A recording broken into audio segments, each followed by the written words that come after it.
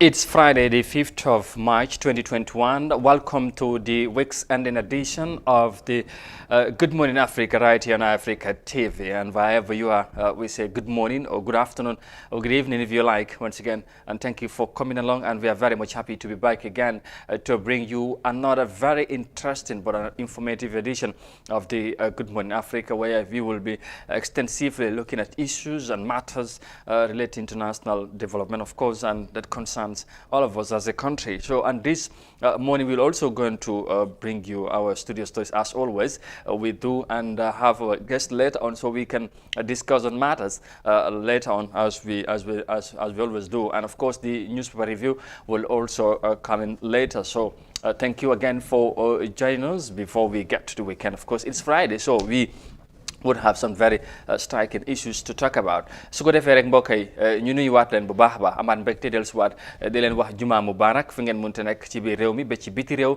di ànd ak ñun jamono ji ñu ngi leen di nuyu di leen ziar bu baax di am mbégte nag ci ni ngeen ñu taamoo saa su ne bu waxtu bi jotee 9 o'clock si suba ñu ànd ak yéen ci jotaay jile di Good Morning Africa ci la ñoo indi ñëw dikkal leen suñuy xibaar waaye tamit waxtaane li nga xamante ne mooy li gën a fes ci réew mi waaye tamit fépp ci aduna ndax tolluwaay bi noonu la saa su ne taxawaay bi tamit loolu mooy jubluwaay bi su ko defee ñu nuyu leen bu baax tey ci ponk yi nga xamante nañ ci waxati wala sax def ci taxaw seetlu bu baax ne ci bokku TRRC nañ lañ ci indi suñuy xibaar ñu waxtaanee li nga xamante ne mooy commission bi seen liggéey ba léegi mu ngi continuer di wéy nañ ci ñëwaat leneen liñ cee toftal mooy wax ci wàllu mbéy mi ndax Ministry of Agriculture of course ak ñii di FAO démb dañ dal di valider benn document bu am solo mooy plans bi nga xamante ne daal fas nañ yéene gis ne wàllu mbay ak économie bi ñu gën ko ñoŋanal bu baax ci biir réew mi loolu tamit nañ ci ñëwaat ci kanam tuuti wàllum migration wala immigration ak matters ak li nga xamante ne taa yëpp ñu ngi koo wax loolu tamit nañ ci dellusiwaat ci kanam tuuti ci lu yaatu nag ñu mun cee mun a waxtaan def ci jàngat bu am solo jàppale ne loolu tamit bokk na ci ponk yi ci kanam tuuti incha allah comme ni ñu koy baaxoo di defee saa su ne laataa ñoo tàggatoo ak yéen ñu digtaleen xibaar yi nga xamante ne newspaper si tamit loolu la ñu xëyee ñoom tamit si seen xibaar ñenn ci ñoom bu dul ñëpp ñu digtal leen ko xam ngeen loolu tamit day bokk suñuy ay programme ci kanam incha allah ñu yaatal ko bu baax a baax su ko defee ñu nuyuwaat leen rek beneen yoon su ko defee ñu soobu nag ci biir programme bi dal di yaatal mbiri comme ni ñu koy defee saa su ne. Well, viewers, well, of course, after welcoming you all to the program, we go straight to our first story this morning. And of course, as I promised or mentioned earlier, we are starting with matters of the ongoing public hearing of the TRRC, because Lamin Cham, a CID commanding officer at the Brikama police station, has on Thursday testified before the commission concerning the policy diary he kept under his custody and the torture of Eric Yao, which took place at the police headquarters in Banjul. Now, Officer Cham's testimony comes following the presentation of the said diary by the Inspector General of Police, Mahmoud Jump, bearing the records of the West African migrants in July 2005. According to Cham, he kept the diary for safety reasons and to avoid being falsified by the state. Khadija Duseka has more details of that in this report. The witness Lamin Cham told the commission that he personally kept the police diary in his custody. He said the reason he kept it was to protect himself, avoid the state from tampering with it, and not be incriminated on the alleged massacre of the West African migrants. The first reason why I kept the diary was for my own security. The other reason why I kept the diary was because of the fact that the state was bent in covering up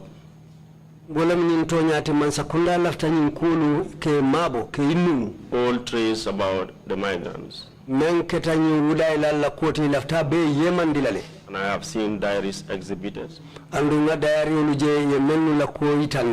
when this one was full, as I am the custodian, I kept it at home. The witness added that he believes Eric Yao was tortured as they wanted him to confess that he was among the West African migrants apprehended from the shores of Barra. I did not dispute the fact, because I knew these migrants had done a lot of things. Probably they wanted him because Lamin Tunkara was received to the NIA. Probably they wanted Eric to confirm to them that he's part of the migrants. And that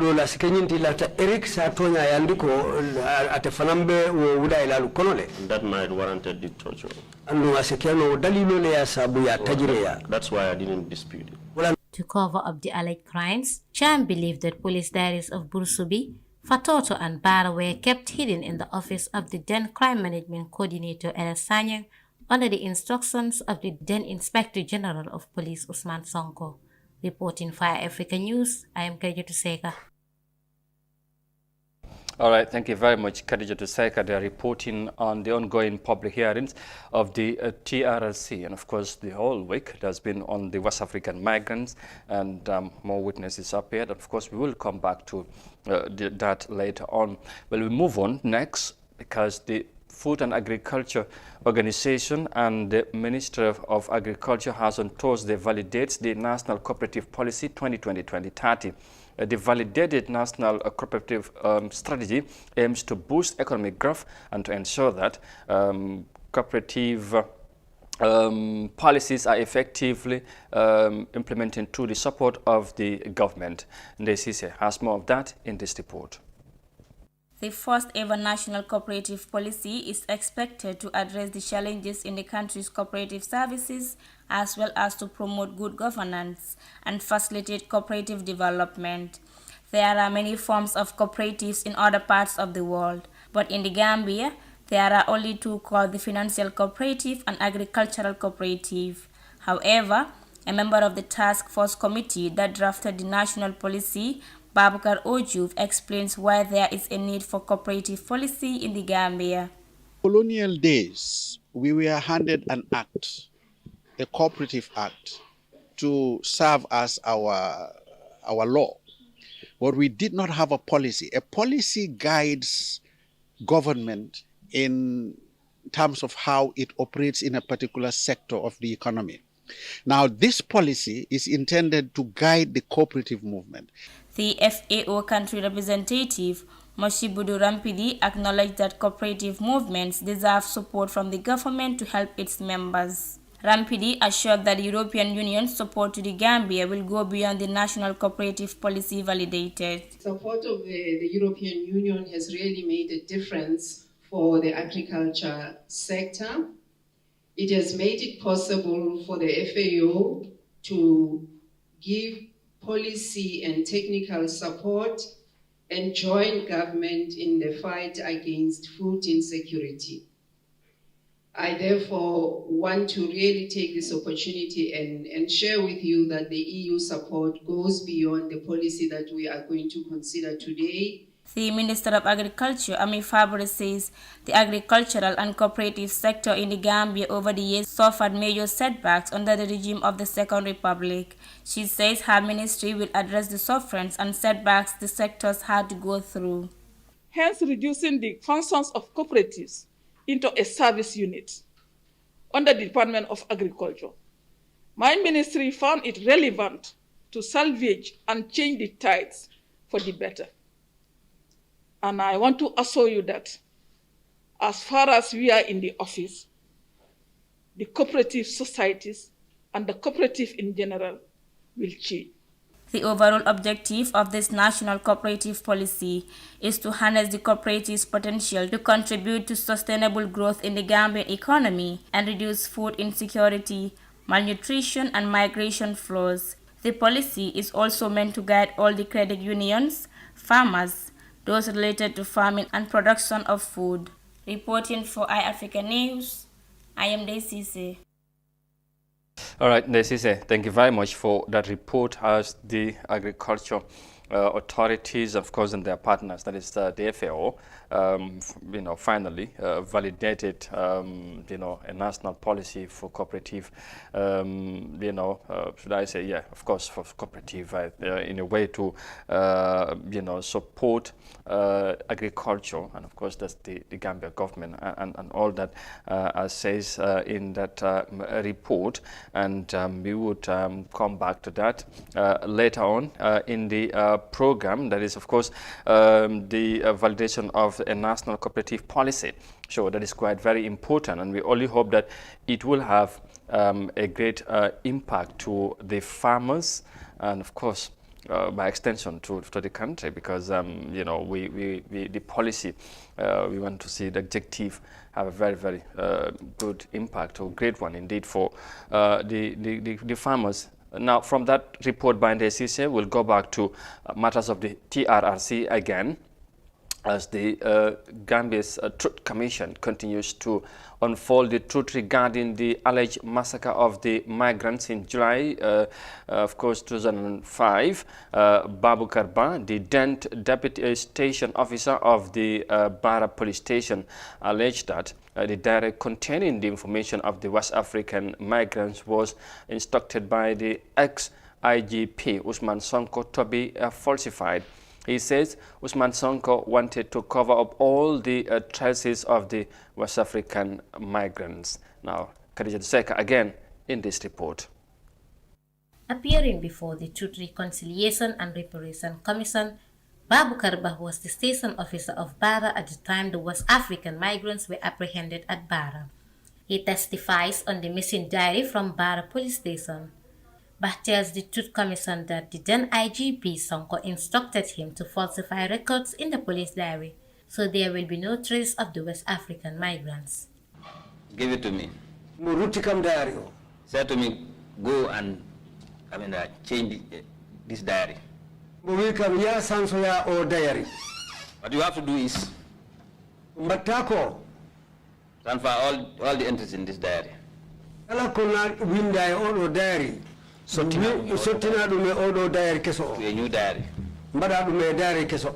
Am I understood? Family. We come sa family come. I kept quiet. Did he ask you to do anything else apart from transfer everything into the new diary? No, except kibaru you want the odo diary kit on your certain odo diary keso. Our activities concern these migrants. So he said, I should, accept our activities concerning these migrants. Did you understand what he was asking you to do? Very well. What was it he was telling you to do? Just to cover. Cover up what? What happened to these migrants? After the migrants were apprehended from the shores of Bara, they were detained at the naval headquarters. The witness says that the migrants were tortured by uniformed officers in the presence of the service chiefs. And then? Then I said to Bamba, I was standing with Bamba. I said to Bamba, what did you tell these authorities? What did you tell them?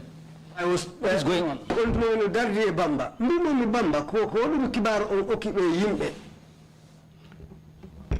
He said, I'm going to surprise that. And I'm surprised.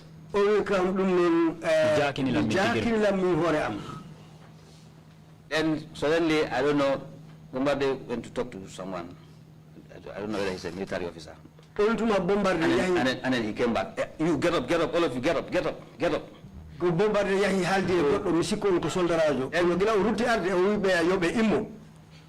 Then Tumbul Tamba appeared.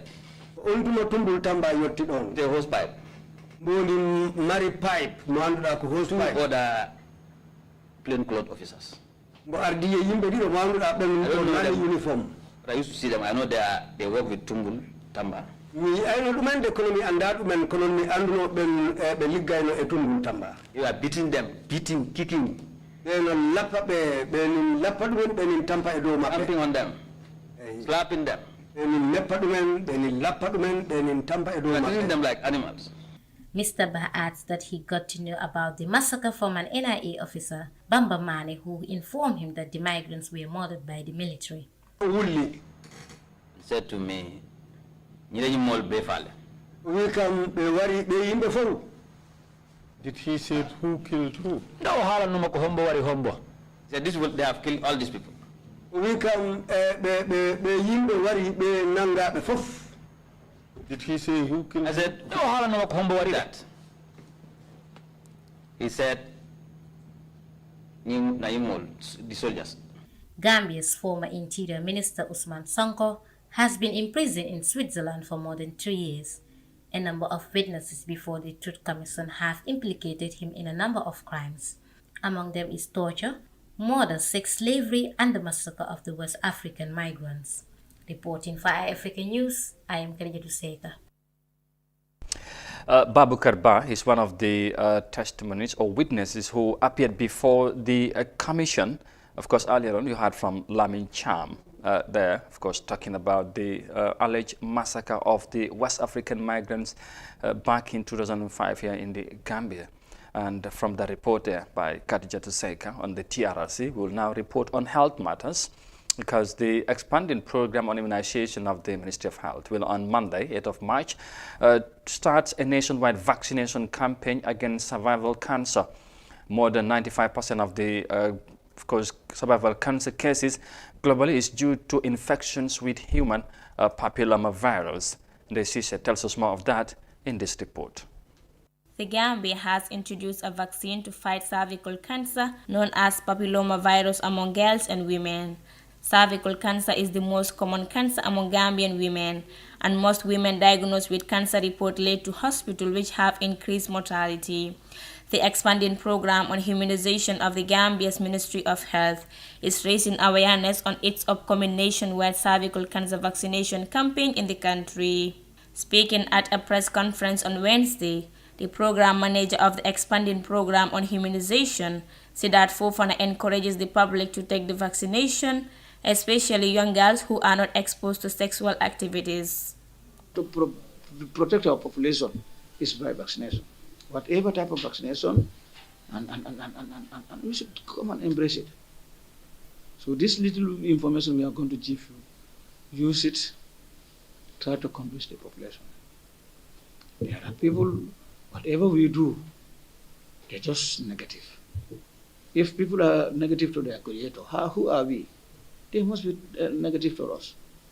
So, but if we put down the positive things, I mean, the wise ones will definitely come up to take up the vaccine, and they will ask questions, and they will act positively. That way, we will be able to protect. The human papillomavirus vaccine is said to be 95% effective against cervical cancer. Bakari Tijan of the World Health Organization described the vaccination program as a good opportunity for the Gambia to fight against cervical cancer. This is in accordance with the WHO mandate to support guidance to country member states to ensure that basic issues are addressed, basic problems are addressed, basic solutions are addressed with regards to hepatitis. We develop strategies called primary, secondary, and tertiary strategies. One of the primary strategies is health promotion to ensure that people are aware of the risks involved. And secondary, tertiary screening and providing screening services and prevention of the cervical cancer before it reaches the other levels. The third level is the tertiary level, which is very expensive, and most of us, particularly in poor countries, cannot afford, which is radiotherapy through radiologists and through radio screening, which is very expensive, and in most cases we don't even have it in most countries. Even if you have it, you don't have experts to run it. So it is an issue. So therefore, this is a very good opportunity for us. WHO has drawn a lot of reviews regarding cervical cancer issues. So to tell the public very clearly that this is very safe, it has no problem, it has no effect. There is no drug without side effects.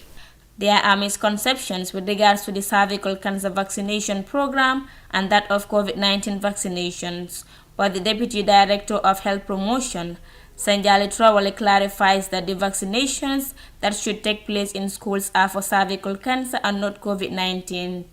There are so many rumors. People are saying COVID vaccine has already arrived and they want to introduce the vaccine into the school.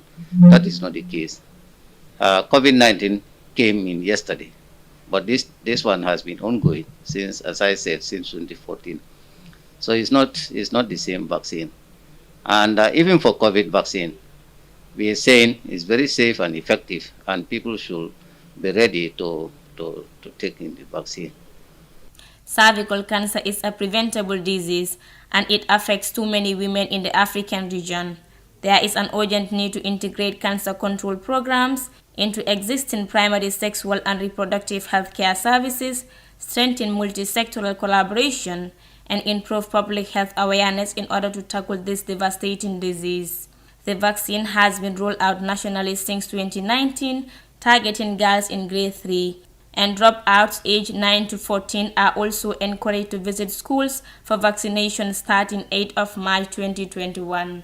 Reporting for iAfrica News, I am Daisy.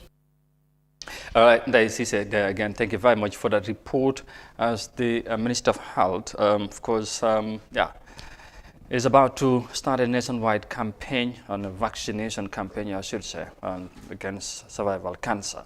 I think there's another good one. Of course, there was a misconception as to whether it's going to be the COVID-19 vaccine or vaccine. Of course, vaccinations that is also expected to start anytime soon, or it's the same old cervical cancer vaccination. But I think it's clear, it's been clarified that not the vaccination that is taken schools is the cervical cancer vaccination or immunization program, but not that of the COVID-19, which also is expected to start, like I said, anytime soon in this country after the vaccines have finally landed in the country.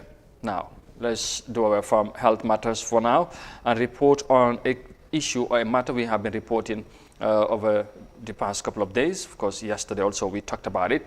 It is about the deportations of Gambians from Europe, and of course mainly in Germany and other European countries. But of course, Germany has been the country where most of them have been coming from. Now, a Dutch flight believed to be carrying Gambian deportees reportedly landed at the Banjul International Airport in the early hours of Thursday. Now, the flight, according to sources, came from Germany and reportedly carried about 20 repatriated migrants. Many Gambians, both at home and abroad, raised concerns over the mass deportation the country is experiencing under the Barrow-led administration. Binti Jallo has more in this report. The airline, operated by Corendon, left Frankfurt at 11 p.m. on Wednesday, reaching Banjul by 2:30 a.m., according to iAfrica aviation sources. This comes at a time when the country is battling with the COVID-19 pandemic. Many Gambians, both at home and abroad, raised concerns over the mass deportation. However, the Gambia government recently tried to keep its head above waters following the accusation that it has signed deals with the German government and other European countries that covers the deportation of African migrants from Europe. Yankuba Sonko, a member of many refugees associations and NGOs in Germany, said the deportation process has been going on since they lifted the moratorium when the current government took office. Between German and Gambia government, there were a lot of individual deportations when immediately when they lift up the moratorium. Then last year, German started the mass deportation, which was on the 18th of November, they deported 22 Gambians from Germany to the Gambia. Again, they went further to request another which we were aware, and we got all these facts. These are all what I am saying are based on facts, not fictions. Sonko went further to blame the government and accused them of playing games with Gambians. Again, in December 22nd, this last December, German wanted to do another mass deportation, which they requested from the Gambia government. But remember, that was the time the president and the whole entire ministers were doing the Meet the People's tour. So due to that, we have these facts from our sources that Gambia government rejected that or delayed, play some tactics to delay that deportation of December because they give only an excuse that president was not in State House. And again, the German government went further that they still have their objective, that is to deport Gambians, Gambians asylum seekers here. So means there is a secrecy between them and Gambia government not to give such information till the deportees arrive in Gambia. So we know from the deportees themselves, because we are in contact with them before previous to their departure. Like when they are in deportation prisons, we are in contact. I personally, as the PRO of Gambia Refugee Association, I'm in contact with most of these deportees in their individual prisons. So they inform us, like they can tell you in this prison there is this number of Gambians. So putting them together, we get a figure of 25, but this is not confirmed by the both authorities. Overall, Germany intends to deport at least 4,000 Gambians whose asylum claims were rejected. In the German region of Baden-Württemberg alone, there are over 15,000 registered Gambian asylum seekers, of whom at least 4,000 have been rejected. Reporting for iAfrica TV, Binta Jallo. All right, Binta Jallo, thank you very much for the report. And of course, like I said, if you were following our programs for yesterday, of course, we talked about this matter. Our issue is, of course, is a delicate one by the way, complex one indeed, because many Gambians are concerned about the mass deportation of Gambian migrants from Europe, but mainly in Germany. And of course, we spoke to two people yesterday about this matter, but we want to widely, of course, discuss also the matter again extensively, of course, and for that I'm glad to say that I'm being joined by my colleague here, Abdoulaye Mendy, but of course Nyauru Koma of the UDP is also in here, so we can discuss about this matter.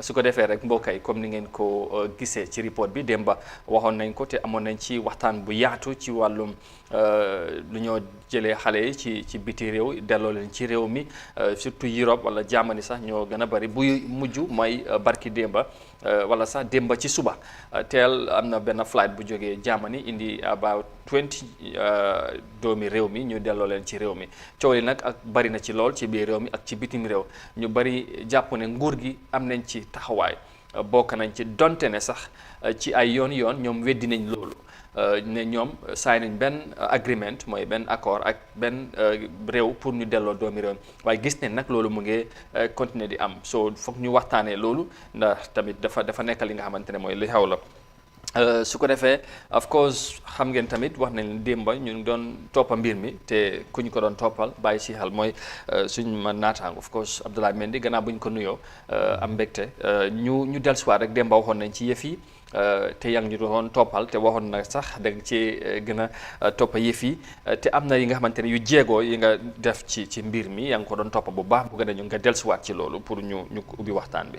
jërëjëf Amadou comme ni nga ko waxee depuis laata dimbal lañ jot lii di information boobu di wane ne doomi Gambia yi nga xam ne ñenn ci ñoom ñu ngi Germany dañ leen fas yéene delloo si waat ci biir réew mi fii ci anam bi nga xam ne àndut ak lii di seeni sago wala seeni bëgg-bëgg ñu gën ko xamee ci deportation loolu nag am na démb ci fajar gi muy ñaari waxtu bi mu tegalee fanweeri simili te loolu doon mbir mi nga xam ne bett na ñu bari parce que laata ñii di ñëw sax ñu bari ñu ngi doon laam-laamee ndax lu am la wala lu amut la parce que nguuru Gambia amut ci benn jamono bi mu génn yëgal wala fësal ne am na nangutoo bi nga xam ne am na kook benn réewu tugal pour wane ne doomi réewi Gambia yi nekk foofu ñenn ci ñoom dañ leen war a delloo si kon lii dafa mel ni daal am na li nga xam ne moo laxasu ci mbir mi te nanguwuñ koo feeñal te boo ko seetee tam buñ ne nguur in general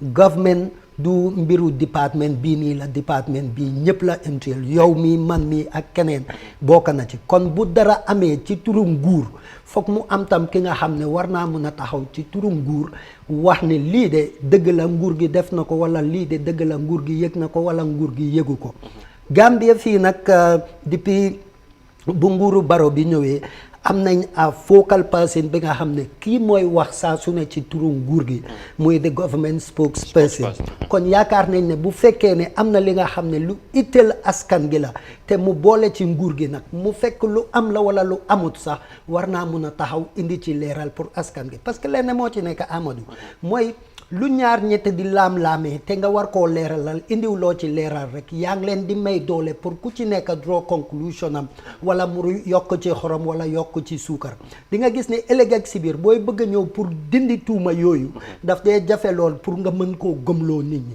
parce que fi ñu nekk nii expectuñ woon ne lii dafaa dem ba am nit ñi di laajte government bi dina yëgu ci dara wala government bi di daw di play ay games ci loolu parce que tey depuis démba ñëpp ñi nga xam ne yaakaar nañ ne ñii ñooñu war a wax dara ci mbir mi koo ci laajte ku ne rek lim la dee njëkk a wax mooy yaa ma ko doog a yëgal yaa ngi ma understand so mu ngi laa wan ne nguur gi bu fekkee loolu la kon du nguur gi lañ yaakaar ne moo war a yóbbu Gambia ci kanam parce que bu fekkee nguur gi nga xam ne lu moo yëg lu ne ci askanam lam koo yëgee te mu doon digganteem ak yeneen i nguur suma waa ji ñii seen homework defuñ ko kon ok boobu am na solo su ko defee nañ ñëwaat ci moom parce que tamit wax na ko am na efforts yi nga xamante ne surtout moom def na ko ci bugg a xam mbir yi nu mu tëddee wax ci ñenn ñi nga xamante ne yor nañ kàddu ci yëf yi waaye munta antu lan moo tax nag loolu yëpp am na ci biir waxtaan bi nañ ko nañ ci dellusiwaat ma ñëw ci ñaawaru balaa buñ la nuyoo dalal la straight rek ñu ñëw ci waxtaan bi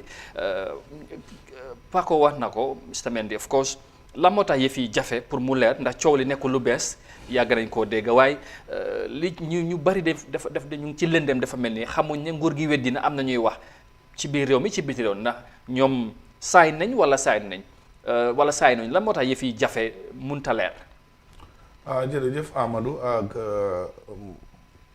Good Morning Africa team bi yëpp maa ngi leen a nuyu di leen jaajëfal di la wax ne lii doonut loo xam ne man daf ma surprise nekkut loo xam ne man dafa nekk loo xam ne daf ma beet xam nga nit si loo mun di nekk da ngaa dëgga dafa nee lu mun di xew ak condition yu fa nekk doomi réew mi dañ am right pour xam lu tax seen doom yi ak seen rakk yi seen jërbaat yi seen naataango yi di dellu si waat si dëkk it's very sad over how many months nit yaa ngi laam-laam lii am na yu xewoon am na bu ñëwoon nit yi wax na ne dafaa ñëwaat ñoom ñuy xam nga lu di side story of side government spokesperson or a department responsible for people outside abroad, that is the foreign affairs department. So leen laajee how comes issues like this big as this muy ñëw si réew mi nga ne xamuloo ko ñu ngi ko soog a dégg si yow loolu saaga la pour Gambia bi fii kon foofu lañ war a gélee nguur bi ñoom yëpp ñu resign from the president to the last guy working under that department because then you fail if they cannot have information to that Amadou man naa yow ak keneen fan la ñoo jëlee information mun fu ñoo toog si social media bi di dégga ba pare li ma si dégg naa naxarlu mooy ne lu tax ñuy weddi loo xam ne dëgga la activiste buñ interview ni Yaya Sonko yaaga naa wax li government seen spokesperson bi daf ko condemn foreign affairs seen spokesperson bi daf ko attaque Barrow surrogates yi ñoo xam ne dañoo support Barrow as a president dañ ko attaque ne kii he is trying to mess up this country he is trying to lie against this country he is trying to create that aura of resentment in this country from the diasporans kon kii loxo mu ngi ci kaw tey lu mu wax yëpp dëggal te why they bringing flights in those odd hours of the night 2:30 pour la ku ñëpp si kay ñëpp si na isi ko 8 o'clock isi ko 3 o'clock isi ko 2:30 si guddi ak bëccëg yëpp benn bi ko foog mu wàcce Gambia mu dem kiram suñ ko gisul si guddi bu mu egsi si suba billaay su jógee mu nuyu wante waa kër yi na ngeen def naka waa jaaman fan la ñoo jëm réew mi dara doxu fi the only thing lu fee dox mooy fen te ñan ñoo ko si jiitu mooy nguur gi duñ dee wax dëgg. ok loolu am na solo léegi fu mu nekk nii nag coow li wax naa yow saa wax nga ko loolu nekkul lu bees te tamit li ci am solo dañoo foog ñu dellusiwaat ci gannaaw tuuti parce que tamit loolu tamit dafa am solo jàpp naa ci fuñ jógee ba ñu toll fii ñu bari jàpp ne tamit nangu toow am na ñu bari ñu ngi ko wax diggante Gambie nguuri Gambie ak outside surtout Germany waaye leeraluñ ko te ñu jàpp ne sax bu mu doon am jamono jooju parce que tamit yaa ngi wax ne du yëfi politique ak yu mel ne ñu ñeneen tamit ñu ngay gis ne am na yeneen ñi nga xamante ne dañ ko dee def rax ci politique wax ne nguur gi dañ ko def deliberately waaye ñu ngi nobbu Gambien si yow wax nga ko waaye lan ngay indi ci leeral ci ñi nga xamante ñu ngi wax ne sax bu dee tey am na ki nga xamante ne war nañ koo joxoñ ku sign agreement bi mooy seen party leader bi former vice président bi Ousseynou Dabo moom moo sign agreement bi waaye donte ne nguur gi donte ne sax nguur gi nee nañ am agreement amut waaye bu loolu amee moom mu ngi yoon ci biir loolu ndax jàpp nga ne tey te moom te time boobu sax moom moo nekkoon balaa vice président foreign affairs minister woon foofu la njëkkee te time boobu interestingly jaman président bi si la ñëwoon ci réew mi ñu bari jàpp ne time boobu nag la agreement bi amoon est-ce que foog nga ne tamit comme ñoom yëpp ci jamono jooju problème bi foofu la dooree te fekk ñoom ñu ngi ci biir di xam loolu mooy ñaawur may ma balaa ñaawur di ñëw ci loolu because it's kind of somehow political waaye foog ñu fàttaleku ne bu fekkee sax ne Ousseynou Dabo moo sign loolu Ousseynou Dabo signut loolu as his capacity as UDP leader understand mu ngi ko sign jamono boobu bu dee am na as foreign affairs minister ba tey nguuri Gambia la so Ousseynou sign ko démba Ousseynou nekkatu fa tey jii nii nguuri Gambia moo ko def because ci turu nguuri Gambia la ko defee we talking about the Gambian government not about an individual understand individual waaye xam nga dafa am ñi nga xamante ne ñu ngi koy joxoñ moom personnel da nga yow san moom laay wax am na ñu koy wax ne moom moo ko def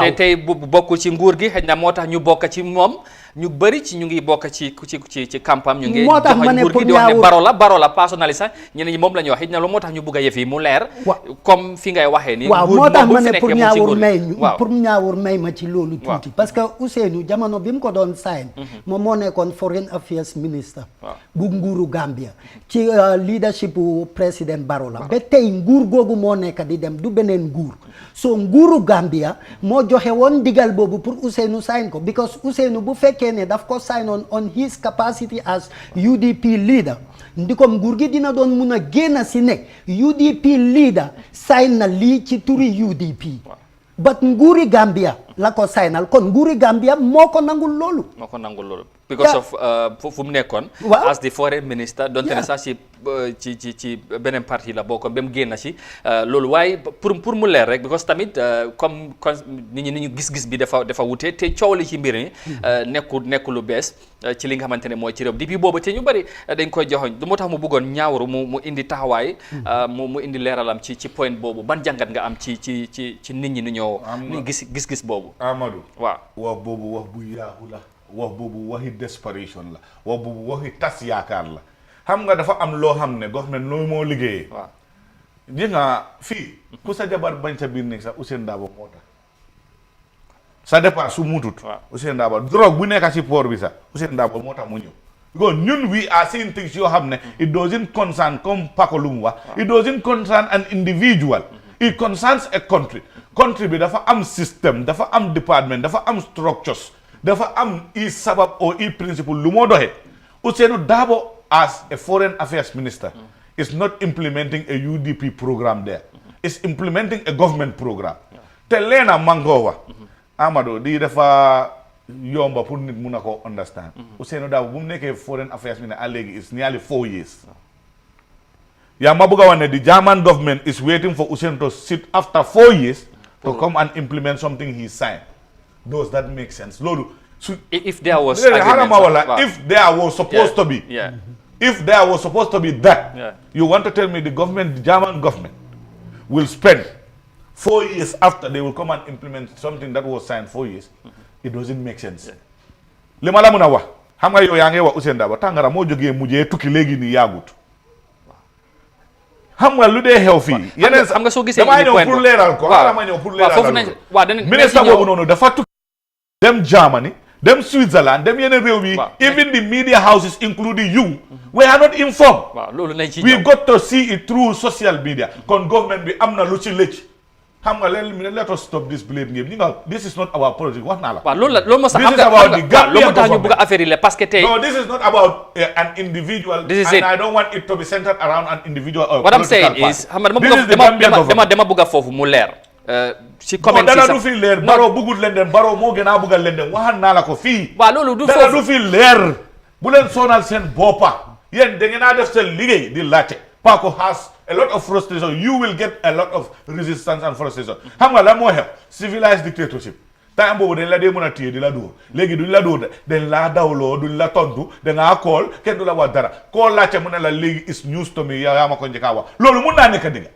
government spokesperson department spokesperson te yéen a ngi am document yoo xam ne they putting it out in social media ne yow yaa ngi ko sign that communique is a non verbal one exactly waaw foofu xam nga dinaay loolu okay xam nga interestingly mooy maybe at this juncture I should say that we have opened the lines because this is a public issue, is a thing we Gambians are concerned. Wherever you are, you can call us on this number on the screen there 2323213.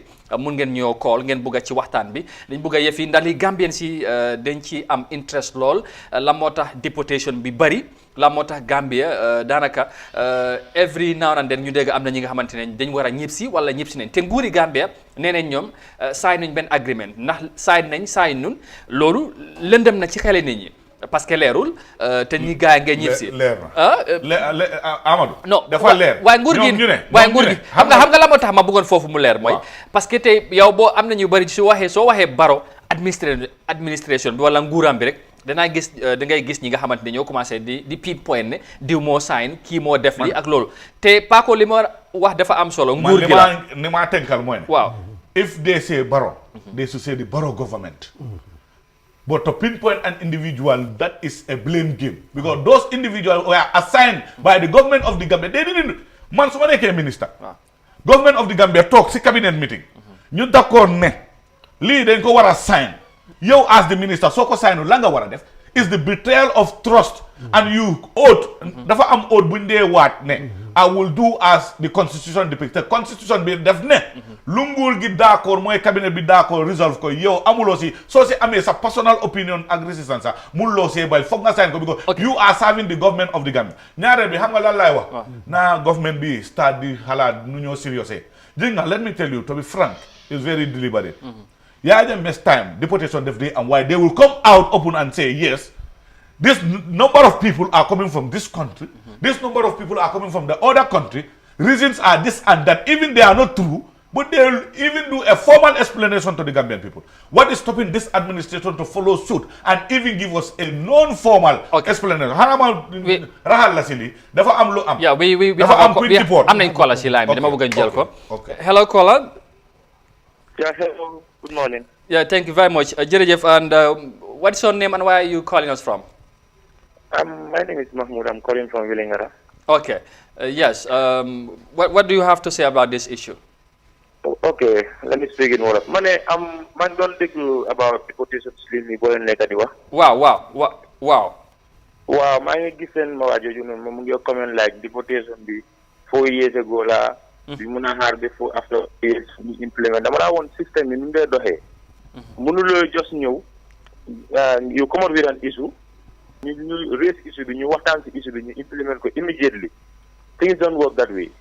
Man in my own view man dama ko gisee ne Mr. Dabo moom moo run everything moom mu def everything after moom bu ñu génnee ci la gars yi soog a mun a ñëw implement loolu waaye loolu noonu moom moo dox si tànka yooyu noonu moom moo si dox bi deportation boobu noonu ñu agréé ko waaye yàlla def na balaa loolu noonu ñu siy dugga ba affaire yi di start moom yàlla def na moom génn na si waaye Mr. Dabo moom moo nekk di président koo xam ne moom moo run everything moom moo mastermind everything waaye yàlla def na ne balaa ñu ko implement moom génn na si Mr. Ñaawur man lu ma ko wax mooy government of the Gambia digga la so you believe you have to blame the government of the Gambia. Why government of the Gambia, so you not blame. There is an individual who was responsible for those deportations. Mr. Dabo. Mr. Dabo was the person who was responsible for those deportations. Why I definitely but you implement wala bala guide start deportation the second month del la back city. Okay. Jërëjëf. Waaw thank you very much. Ñaawur xaw ma da dégg nga lu moo wax. Si gàttal dégg naa li moo wax. Waaw te foofu lañ doon waxee. waaw dama ne. li ma la wax xam nga ne tamit xam nga dafa am loo xam ne daf ñu sonal Gambia. waaw dañ believe hearsay torop. Kii kuy kool ni moom nekku cabinet moom du ministre. Who signs this or not? Is the government there to clear it? Waaw xaaral la ma la wax léegi blame game bi yëpp. Government of the Gambia will come. He is saying what he thinks.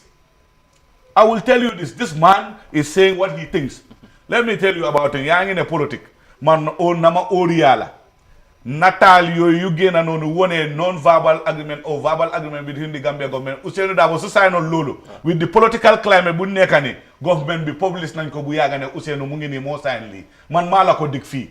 De nga nek fi 50 years do this document bobu fu usenu sign. Okay. Ñata at ñu ko wax ñeneen di at. Yeneen yu ndé wax ñun yu ndé wax ne diw ñoko sign. Dañ dé gëné proof. Fan lañ ko dé jëlé. Okay. Fi Gambia yépp is interrelated. Lo tax mané la man buguma duga ci blame game yoyu. Li ma bëgga tenka moy né lu yomba la. Government of the Gambia. Imaginal deportee. Est-ce que yow gom nga né sa agreement amna ndax nguur gi sign nañ. Ndax yow gom nga lool. Lima gis. Lima jotta gis. Lolu agreement la. They are telling you that we are bringing this number of people in your country. You agreed. Wow. That is an agreement. That is what we call agreement. How initial agreement munna am digante government and government about repatriation. Why the date and the schedule are not given. Schedule bi su gene. Yes, still the government have the opportunity to rectify said mistake. Su deke dañ government dañ mistake ne no. ñu ñoo d'accord only why procedure bi buñ ko xolé ni ani. Xam lu tax wara lolu wara stop. Dama la cital example. Dañ wara di dem ci biti. Xol suñ intérêt doomi rew because amna ku depot de barki dema. One thing is very sad. Mu ne he was jailed. Not even connected to even asylum case. Haral. Dafa xam ku nekk ci la. Dafa serve 2.5 years. Only some days. 56 days more des. Pour mu am bopam. Ñu boole ko ci deportation list. Okay. It has nothing to do with this deportation. Legi nañ wax ci cases yoy ci kanam. Waaye nañ jëlagum kii ci line bi. Hello caller. Thank you very much for joining us. What is your name and where are you calling us from? Hello, bu dee yaa ngi ñëw dégg kan la ak foo ñoo calling? Hello, good morning to everybody. Hello? Hello? Yes, yow la kan ak foo ñoo calling? Hello? Yes, hello, ñu ngi laa dégg. Okay, how are you? Fine, thank you. And what's your name and where are you calling us from? My name is Senitu. I'm calling all the way from the Italy. Okay. What's your contribution, please? I wanted to make a comment against this immigrant issue, what is going to the social media this moment. Yes. Let me tell you one thing. Our own government have nothing to offer the Gambians, the youth of the Gambians. I've been to do so many calls against these immigrants. I came here 2016. Within 3 months, I get the old documents intact. But let me tell you one thing, our own government didn't get, and then the worst one, they wanted to make it now against the Italians. The worst mistake they are coming to make now against the Italians, because I already get everything in my hand at this moment. Okay. Are you with me? Yeah, we are. Hello? We are listening. So, we don't send me along code. Limoy problem be Gambians are facing now at this moment in Europe here.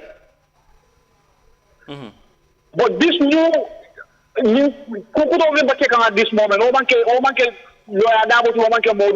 Gambia government because Gambia government against Italy member Gambia government ni thank you minister yala.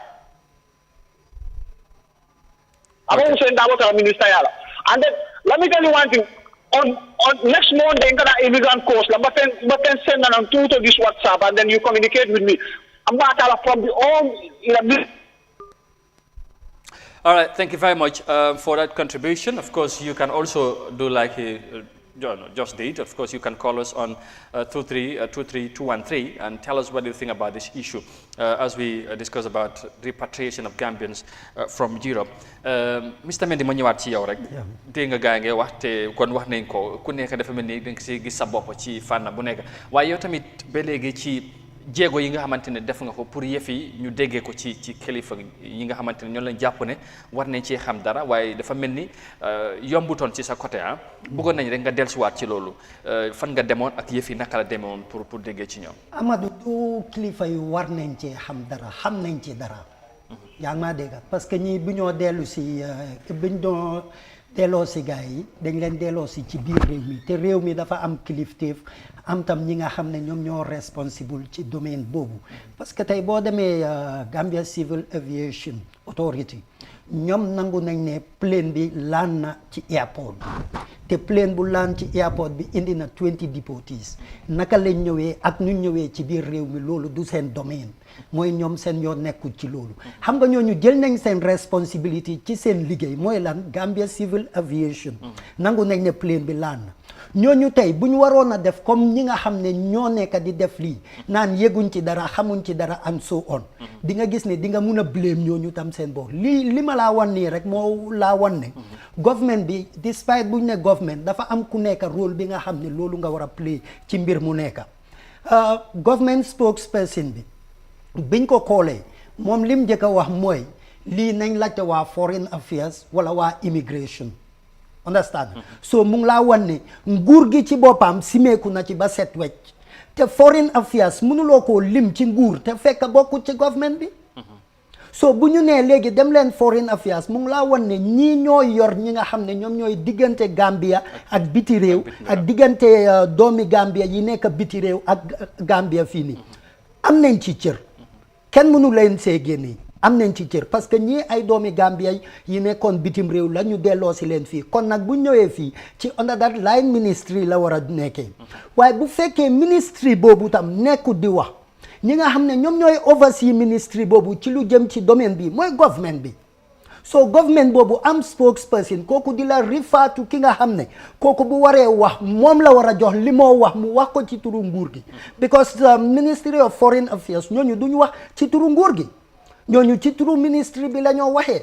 waaye lii nguur la concerne so nguur gi ki nga xam ne mooy spokesperson nguur gi moom mu rifaañu foofu wala ci immigration department bi ma contacté immigration department seen spokesperson bi lim ma wax mooy mu ngee doog a yëg xibaar boobu démba ci suba si te loolu lim laa firil mooy ci suba la wax ci suba si démba ci suba biñ ko koolee loolu lim laa firil mooy immigration amuñ branch bi nekk ci airport bi wala ñi nekk ci airport bi ñoom duñ dee report back to the main office because bu fekkee ñu ngi report back to the main office imaginal plane bu laan 2:30 AM 10 ci suba ñu call that department pour laajte leen plane boobu ñim indi ndax ñooñu ay doomi Gambian lañ dañ leen delloo si fii yow nga ne jotaguloo ci information boobu dara yaa ngi bugg a wax ne sa ndaw yi nekk ci airport bi defuñ seen liggéey comme ni mu waree ñu tryaat ko mu ne dafa dem mu find out ñu tryaat ko ci diggante jooju mu ne mu ngi ci meeting ñu tryaat ko boo ko koolee dafa reject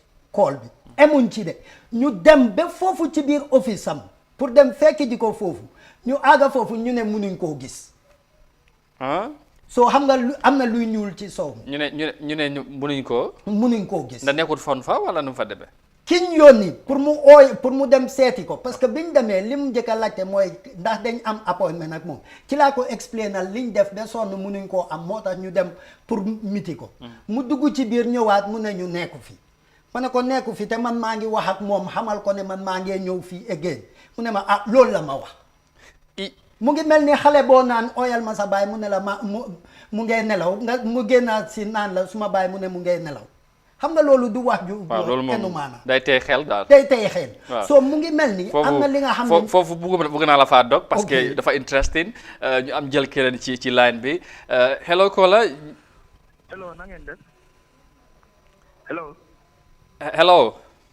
hello na nga def jaama rek alhamdulilah ñu ngi lay nuyu ba pare ñu bëgg a xam rek foo ñëw koole ak kat moo nekk ci line bi ora man dama bëggoon a contribute yes alright man dama bëgg a wax first yow la kan ak foo ñëw koole please gis nga leena moo xew si mbir mii nii am na mbir yu ma bëgg a laal balaa dama bëgg na ñoo xam nday hello yaa ngi maa dégg check my name Ania Abdou I'm calling from Brooklyn hello yaa ngi maa dégg you know hello alright yéen a ngi maa dégg waaw ma ne yow la kan ak foo ñëw koole please Abdou maa ngi koole Brooklyn ok Abdou alright man lu ma bëgg a njëkk a wax mooy yëfi immigration bi first of all lu Ablaye Mendy doon wax ok bu Jaabo doon sign he was signing it on behalf of the government ñu yëpp Gambien lañ understand te there is something we have to learn is to take responsibility gis nga if I was sitting in Yawur shit the major responsibility because ñu yëpp xam nañ ne que the whole Gambia Adama Barrow coalition moo ko teg first ni mu tànnee coalition bi ni mu tànnee Barrow si coalition bi was wrong jarul ñu dellu si loolu we know that first Two, luma mintami mo was wrong moy indi sen kanin ba so nang gisee ñu nango tok bay dem coalition amna yu bari yu ko waral wa amna talking in amna going into details in that yeneen ni Gambian bu nekk da nga use sa brain bo nelawé nak sa yoon nit ñi dañoo hey dem liggéey bay la nga nelaw kuy nelaw sa yoon yëfi immigration bi time boobu daaboo nekk foreign minister government bi bu mu njëkkee ñëw kum nahari first 1-2 years yëpp Adama Barrow was merely just there as the president while he was not the real man running. He was not the man running things. Can Murphy don't have hirings? Barrow was like micromanage. You have lulu. Bobu Bella. So deportation yini ku fa tok nañu wax muy UDP muy Barrow muy government bi ñew yépp ñoo ko defoon time bu no bu government bi ñëwé es ku nekk ngi bëgga am dara ñu tek tok fofu nonu nangu lu nekk. They were not representing us. Depuis after election, buñ voté leen ci paré. They were just representing themselves. Lula won lolu nonu bu may fati di tuk Sénégal di wone li la jamé yow Halifa dina no xamangu ñaata la ak yu bari taw nañ fi bu Halifa di wax fi we need system jërëjëf Abdou jërëjëf ñana ko doon saga jërëjëf ñu ngi laa gërëm ci contribution bi am na solo yéen tamit mun ngeen def comme ni moom rek ngeen call ci line bi rek joxe seen xalaat ak seen gis-gis dama bëgg tamit pour time bi ñu tënk rek ku call ñu ngi lay ñaan rek nga ñëw straight to the issue ñu waxtaan am nañ keneen ku nekk ci line bi bu dee yomb na hello good morning and thank you for joining us hello ñu ngi lay nuyu hello caller. Hello. Yes, hello. Good morning. Yeah, assalamu alaikum. Yes, please tell us who is on the line and where you are calling us from. Yeah, look at the man nigga sound lama.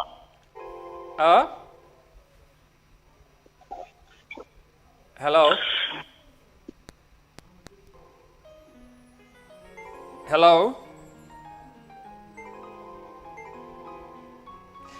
Yes, bu dee yang ma dégg rek you go on bëgg nañu xam kan la ak foo ñëw collé please.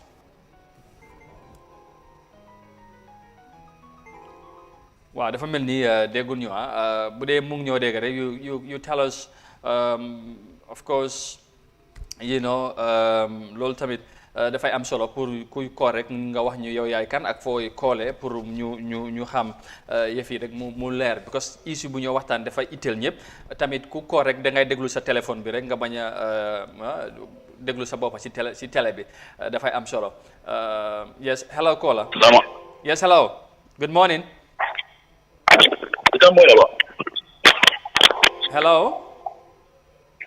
Go ndebe jamani le sente you know. Italam jumati. Ndalam konto musambule tisam. Okay. Okay. Already am ka deportation men na kuala la ka contribute woldo you know. Yes ndembe jamani le sente jamani banko ka. Ha sai lafta mo ne contribute la discussion yinti. Yeah, because the protection of men of Mofogam, because Kumajamala folk and men of Kasiatale, no, you understand. Okay. Yeah, the Local Mojamabi committed a crime, Yamala Neke Murundi. Yes. That's a man for no year, that Omagatonia, the political Kumo, Omagatonia. Okay. Because in time found began them, not being sort of Janet, Sante, Dingobambul, Jamania. All right. Anun naman crime committee jan naman rock jan then almost saying you lumbe do ko en banko kan you know. Okay. So German government na renta fene ko nyako alla banko mol ko nyan alla nyanda ta se alla banko kan because me agreement no sign and do ko ya londi completely and dingo bembul yan. Okay. Yeah, okay. So ya jele. So wala na be ngam mo ka political be nyko kono ni political be ando political do mala ko la je because nde fa le ka muru la no nde man commit crime jang man so fan kijang e fe de be tabe ga le tawo e ko be en senda ni bank gambe banko kan. Okay. all right, thank you very much. Waaw mu ngi noonu kooku moom ci lim na xam naa ne ñaawul moom dégg nga li moo wax ak Mr Mendy yéen a ma ko gën a xarañ ci soose bi dégg naa li ma wax waaye pour wax ko moom mooy affaire bi moo tax du ma si dee bëgg a jox sax bu def si njombe gars yi dog ma yóbbu ma TikTok gars yi di garaaw lu mu wax waaw mooy ne waaw nañ si génnee politique ñu wax nguuri Gambia xam nga dafa am loo xam ne dama ko bëgg a wax waaw nit yi nañ bàyyi blame game bi fii Dabo must be very powerful, and Hussein Dabo is very powerful. You want to tell me he's running the government from his house in pipeline or in court? Yes, we thank God for that. If somebody who is not in government for more than 3 years, whatever happened, xam nga dafa am loo xam ne si diplôme. xam nga lu ñuy wax mooy def na sign agreement bi boo ko signé léegi lay dox. def naa mun naa jël ay years ak yu mel noonu. No, that is not true. That is not true. Let's be realistic. balaa ñoo ñëw si yow di waxaa yow. Foreign Minister bu jógee woon Germany ñëw fii he didn't even meet the cabinet, he met the parliamentarians. wax leen ne there are 4,000 Gambians to be repatriated to the country. lu meeting ak ñoom waxuñ ko kenn yëgut ko we are not privy to that. lu mujjee xew li ñu xam si government process daf dee am procedure. waaye isn't it repatriation bii ñoo wax nii mënuloo blame 4 years ago for that. Let me tell you something. Let me understand that the Barrow government is a Gambian menace and a Gambian disgrace. We should own it up and make sure we solve this issue. The problem is money. Minister, who responsible foreign affairs, the fact to keep them best sign agreement with Swiss government. Wow. People were privy to that document later. We were not informed. Yeah. Those are the steady deals that we should discuss. The point. If the government is failing, it's Barrow. It cannot be a political leader. Wow. It cannot be a minister. The CEO and the president of the country and his setup has to take the responsibility. Barrow PORG, the president of the Republic of the Gambia, has to take the responsibility. Okay. Imagine a government spokesperson who should be speaking on behalf of the Department and Immigration is referring you to the people under him. That means yow mi boss bu yegulo wahulo. Imagine al immigration Gambia. Man mi nekk suma nekk sax. Man mi nekk suma nekk. 10 o'clock si suba xam naa ne deport nañ Gambian si. Okay. Naka la immigration PRO di wax ne. Moom yegul loolu mi ngi xew. Okay, loolu leneen léegi it's an insult to the Gambian. Okay, léegi ñaawru pinpoint mu ngi am ku nekk mu ngay joxoon sa morom kii moo responsible kale la léegi booy bi sax am na li mu wax lu am solo lan moo tax ñuy leen di indiwaat ci réew mi Gambien si parce que ñu fa nekk bari na tamit waaye du ñëpp lan ndax dafa am lu ñuy def foofu tamit li nga xamante ne maa ngi bëgg a ñëw bàyyi ma daane ndax lu àndut ak loi ndax loolu la ndax am na ñi nga xamante ne tamit am na ñuy wax ne dafa am ñuy apply asylum bu boobaa boo applyé nag ñu xam ne foo jógee ak yu mel noonu si la ñoo profito ñeneen ñuy reject leen bu dee buñ la rejecté rek am na fu ñoo sukkandikoo pour indiwaat la beneen bi mooy coow li bari na gaa waaye tamit du Gambie rek démb rek maa ngi dégg Sénégal ñuy complain di same thing wax na Macky dafa yónnee ay agents ñu dem Allemagne mooy Germany pour fexe Sénégal yu fa nekk ñu indiwaat leen di same issue la ñoo complain fii ci Gambie soo foofu dafa war a leer lan moo tax Gambien si nekk ci biti ñu bari ci ñoom ñu ngi leen di indiwaat ndax nekkin bi la wala jafin bi wala mënuñoo am kayit what is the problem. Le problème bi mooy the Gambia or whatever African government yu ñëw nii they are lazy. Lazy si naka. Yeah, xam nga am na government yoo xam ne dañ fi passé woon they made a mistake. waaw Yaya Jammeh defoon na mistake boobu noonu force deport yi jël nañ ko waaye mujjanteel bi dégguloo flight bu ñëw ba si airport bi fii mu ne leen deeroo ful leen jógee because international allowed if the government of receipt doesn't allow it to come dafa dellu fu mu jógee. But that has a repercussion. What repercussion? You know. What repercussion? Yaya Jammeh government at the Yaya Jammeh government ak repercussion boobu Gambien bi fii ñu ngi am lu ñu war a am xaaral.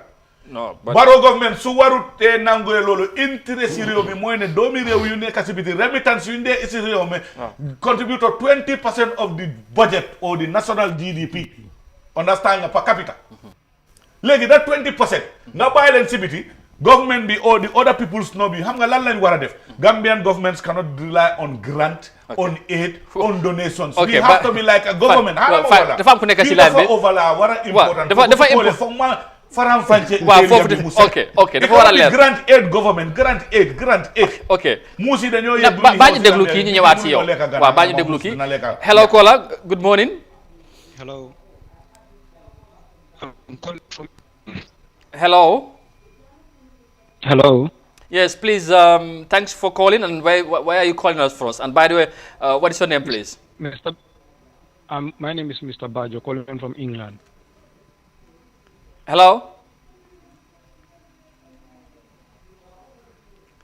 Hello? Yes. Yes. Yeah, what's your name and where are you calling us from? I'm calling from England, Mr. Bajo. Okay. Mr. Bajo from England. Thank you for calling. What do you have to say on this discussion this morning? Yes. I'm responding to one caller who said that Barrow is being micromanaged at his first 2 years in office. So that shows that Barrow is not competent to rule a country because who is being micromanaged by people around you. So that your incompetency. You're thinking also about this deportation. What is the government scared of to come and tell people what is going on?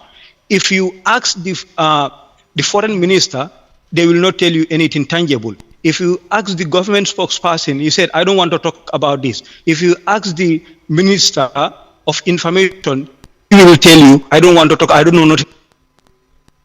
And one thing also people should understand, when Dabo was a foreign minister, when German or I don't know who came to even in the country, sign on behalf of Dabo, let the government come and tell us. Because Dabo was the leader, we know that. Sign on behalf of him because he was not in the country. And I know for one thing, for white people, or they will not just sit there and say no, because Dabo, they have interest, they will not come and publish this. Because when the Isa Toure and Dr. Tanga Swiss up, why that doesn't happen during Dabo's time? So what are they? You understand? And the German government doesn't have any interest for you to say that no, we're not going to release this or we're not going to say this to the public. The government, you know what they are doing. This deportation, Dabo wouldn't sign 4 years ago and sit down until after 4 years. The German government said they're going to implement it now. That's not possible. Okay. So nobody will come here and mislead Gambian people.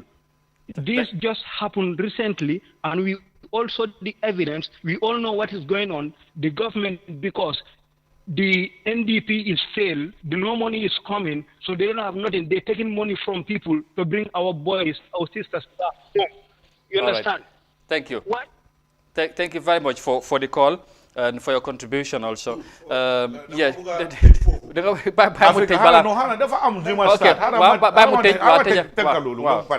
Li wax bi moy ne li moy problem bi. Africa and Gambia cannot rely on aid. Li problem bi is just to serve a master, a European master. Because if it is not that, da nga am proposal, da nga am project, am na rew. Look at Rwanda. After a genocide, what the country is doing, because they rely on themselves. They want to create their future for the kids for themselves, but not relying on aid, on whatever. You lan la rely fi. Dinga hamalo here. Barrow dafa fail. Government bi den fail. Hamalo ta. NDP bi den ko sign because the money is not forthcoming. Because luñ def fofu reforms here at this, they are not forthcoming. The money is not coming. Constitution be signing a holal. He is just trying to serve his master, the EU and whatever. Pour muna am halis lu mo dohale government am. So do lo lala because you sa blueprint. When you are coming as a transitional president, you have failed. That was the argument being amatubabi. Legi so amul lolu de la tegal condition bo xamne amulo ci option pour mëna am xaliss jëlal ñi ñu ñew ci réew mi baak ñu may la xaliss lolo fi ne Barrow mo nekk di fay réew mi nañ bay di ben ministre fi laalulo ko ken yu nekk ci port nanulo ko sangar nga sign document or an agreement on your own. It is involving Gambians abroad. Lolo is a big implication. Nañ bay blame game bi ni 4 years after, somebody is trying to blame somebody who was there 4 years ago, and after 4 years, let's start the hell. You get this e-note, you get this e-agreement, but it's just recent. Now, what lulu, my friend? So they kill Lola because I'm not going to deport you. Lee, the fire yagon, the Jawara style. I'm on the fire jam. Because now, you can sign do that. Now, when the government agreement like 1965 belegi, the fire the continent. Okay. Why the trend lumo de me leg? Wow. Is sad. Okay. Gambians outside, their interest is not the interest of this government. Okay. Jërëjëf. Government fen lañ baro bay. Ok, jërëjëf ñaawru léegi Paco ñu ñëwaat ci issue bi because dafa nekk li nga xamante ne xewoon na fi te mu ngi wax mooy ma ngi doon wax affaire repercussions si bu fekkee ne tey let's say European Union tegal nañ condition nguuri Gambie ñu bañ te nguur bi fi nekkoon time Yaya Jammeh ñu bari ñu ngi wax nangu toon doomi réew yi ñëpp si te gis nga li xewoon jamono jooju te demoon na ba jamono bi nga xamante am na ñeneen doomi réew yeneen réew sax yi nga xamante ni ay Gambien dañ doon jël Gambia use situation bi ñu ne ay Gambien si pour ñu mun a am ay documents nekk Europe because of the climate dañu am ne réew mi jafe-jafe yi te tamit li ko waraloon bokkoon na ci nguuri Jammeh dafa waxoon ne moom du nangu benn doomi réew ñu jëlee ko ci biir indiwaat ko fii because of comme ni ñu koy gisee right now léegi ñu fi nekk tey bokkoon na ci luñ use 2016 balaa élection bi wax ne nguuri Gambie bi ñu ngi nangu wuñ wala yu mel noonu jafe-jafe yi bari na moo tax ñu bari ñu ngi daw dem tey bu ñu demee ba tollu fii est-ce que tey ñu gis tamit ñi nga xamante ne sax ñu doon àndoon ak Jammeh ñu wax ne dafa mel ni Jammeh moo gën a prioritize doomi réew yi Gambien si den nguur bu fi nekk ndax mën nañoo méngale yooyu ñaare ak situation buñ toll ndax ñooñu tey mun nañoo bàkku wax ne tey lu ngeen doon wax démb tey mu ngi nii feeñ na. Amadou xam nga in the first place bu ñoo wax mbiru deportation naam tey la xew. ñu ko waxtaanee.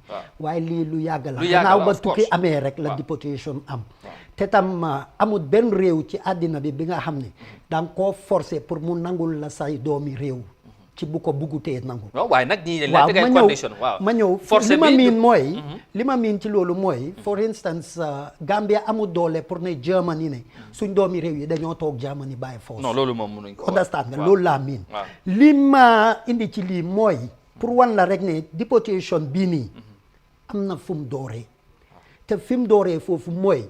nu mu war a leeree ci bëtu askan yi mooy tax ñun ñëpp ñu xam naka la. doore bi yàlla fan nga jàpp ne foofu la doore parce que loolu tamit dafa war a leer. waaw mooy lu nekk nangutoo lay doon diggante nguur ak nguur pour loolu mun a am. parce que boo fàttale ko jamono Jammeh li taxoon ñu bari Gambian yu bari dee mun a sukkur biir Europe muy maanaam dee dem Europe ñu seek asylum ñu jox leen ko and so on liñ doon layee mooy nguur gi fi nekkoon moo nekkoon nguur gi nga xam ne. mayutoon créatutoon that environment bi nga xam ne doomi réewam dinañ nangoo toog fii am na ñu bari tey boo demee Europe ñu ngi yoree European pass buñ la waxee nuñ ko amee ñu ngi mbuboo turu góor jigéen lañ te fekk duñ ay góor jigéen understand am na ñeena fii ci suñ métier bi sax ñi nga xam ne dawee nañ fii génnee fi réew mi fii nii dem ci biti réew ngir lan ñu ngi mbuboo métier mi ne jamono boobu Jammeh mayut leen piis buñ mun a defee seen liggéey fii understand so léegi li ma wax foofu mooy tey bu fekkee yow da nga mbuboo woon nguur gu bon bu fi nekka moo tax nga dem toog Europe dem ba xam ne nguur gu bon bi nga doon wax dëgg la naam amoon na fi waaye amatul fi waaw understand so léegi comme yow da nga ne woon lii moo taxoon nga dem te loolu taxoon nga dem loolu amatul ñu ne kon nag war ngaa delluwaat ci sa réew waaye naka lañ laa delloowaatee ci sa réew nag mooy question bi. waaw ñu boole ci tamit bokkoon tamit ñoom. dafa am luñ bëggoon nguur bu fi nekkoon nangul leen te mu bañ.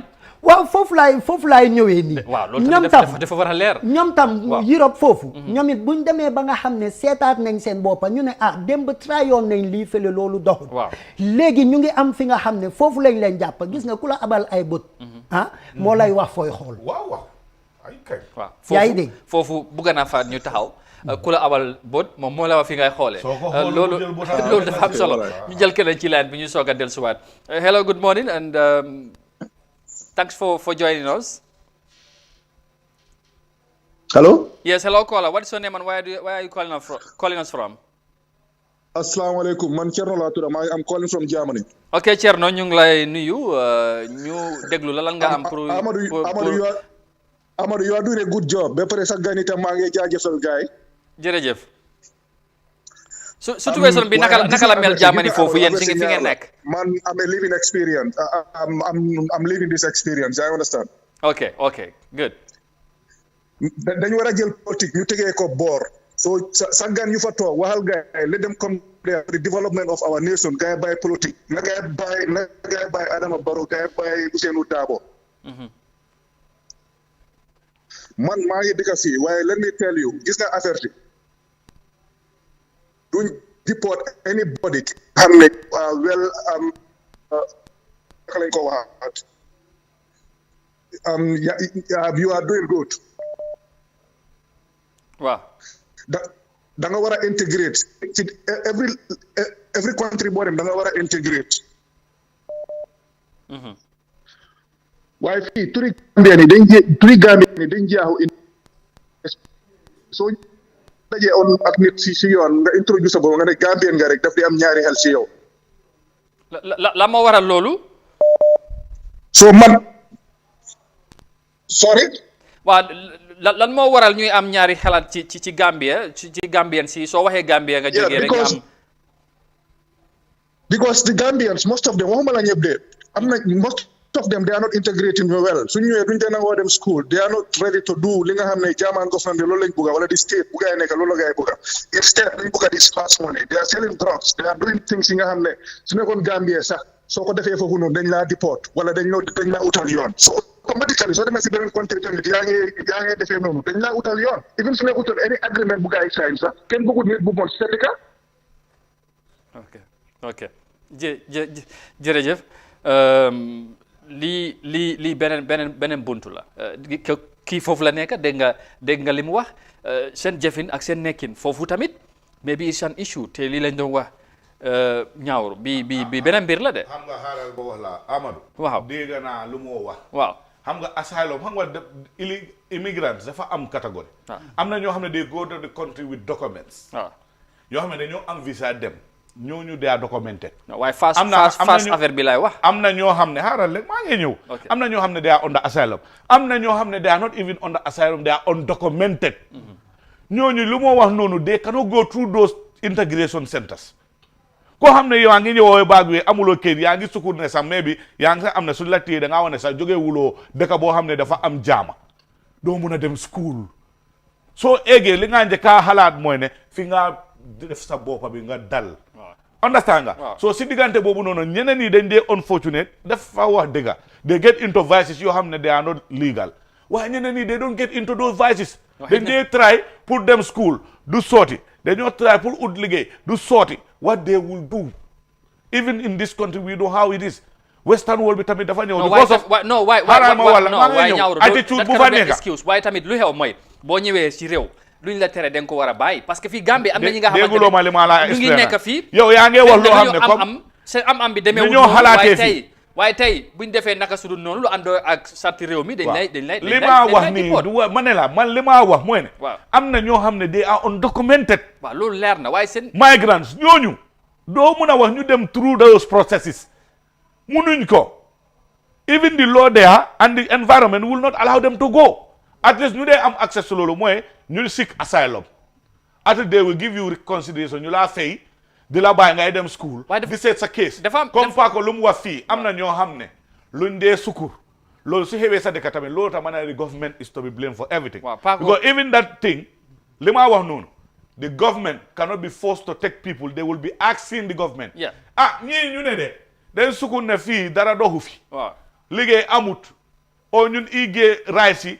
da ngeen ko jël suddenly the Gambian government turned to be something very friendly to European Union about gay rights di nga woon di crime in the society fii ne they wanted to bring in that because ñu ngi leen a jox xaalis government yi Gambia loolu tax ma ne nañ bàyyi FIA ak saraxtu loolu la ñoo bàyyi ñu liggéey ñu jóg ñu liggéey ñu isi innovation xaram moo loolu Gambian government bi nguur yi fi jaar yëpp am na time boo xam ne not too long ago people are accusing them ne dañ bugg a isi FIA because they giving too much prominence to LBG waaw waaye loolu that is public outcry bi commencé na njiiti diine yi wax nañ ci waaw loolu leneen la waaw loolu dañ la jox reforms yoo xam ne da nga ko war a doxal pour dama bëgg a ñu stick to the issue rek parce que tamit this is the issue but then deportation waaw loolu has many connotations yow xaaral ma wax la deportation yow mun loo wax issue bi moo tax ñuy deport yow maa yow yëpp fu mu nekk nii dañoo wax suñu xalaat xam nga lu tax ñuy wax suñu xalaat ñu wala leeral mbir bi ñu ngi lëndëm yow amuloo si government idea amuloo si benn statement of the government you are saying your perspective. no waaye den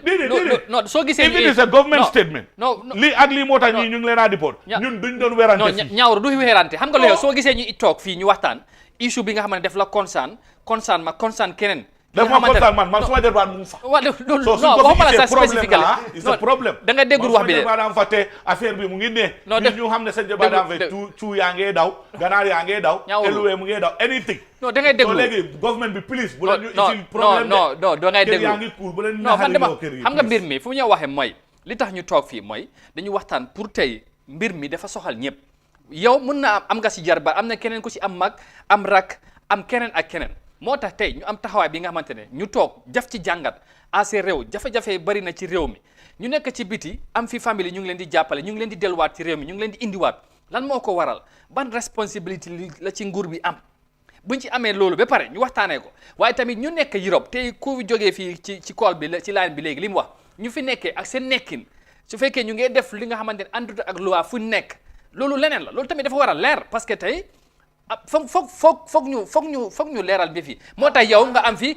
ñu def jàng ñu yow nga wax ci keneen wax ci ñe tamit ñu jox nit ñi tam opportunité loolu mooy wax bi waaye buñ ko paasoo nice ne lii ak mel noonu li ma wax dégguloo ko waa léegi ma ne dekkin bi foofu wax naa la dipoti waaw arañ jël kola bi ñu ñëwaat waaw yow lii nga mel nag xam nga commencé nga sa affaire léegi tey hello kola hello good morning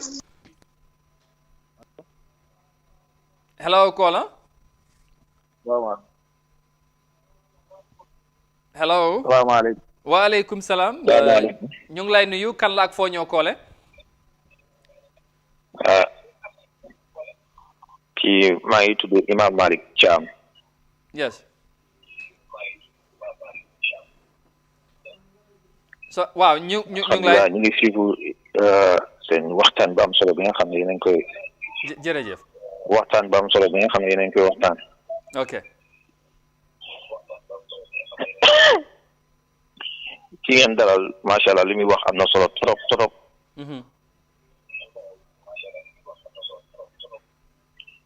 waaye dañoo bëgg ngeen seen débat bi ngeen dégluwante. waaw.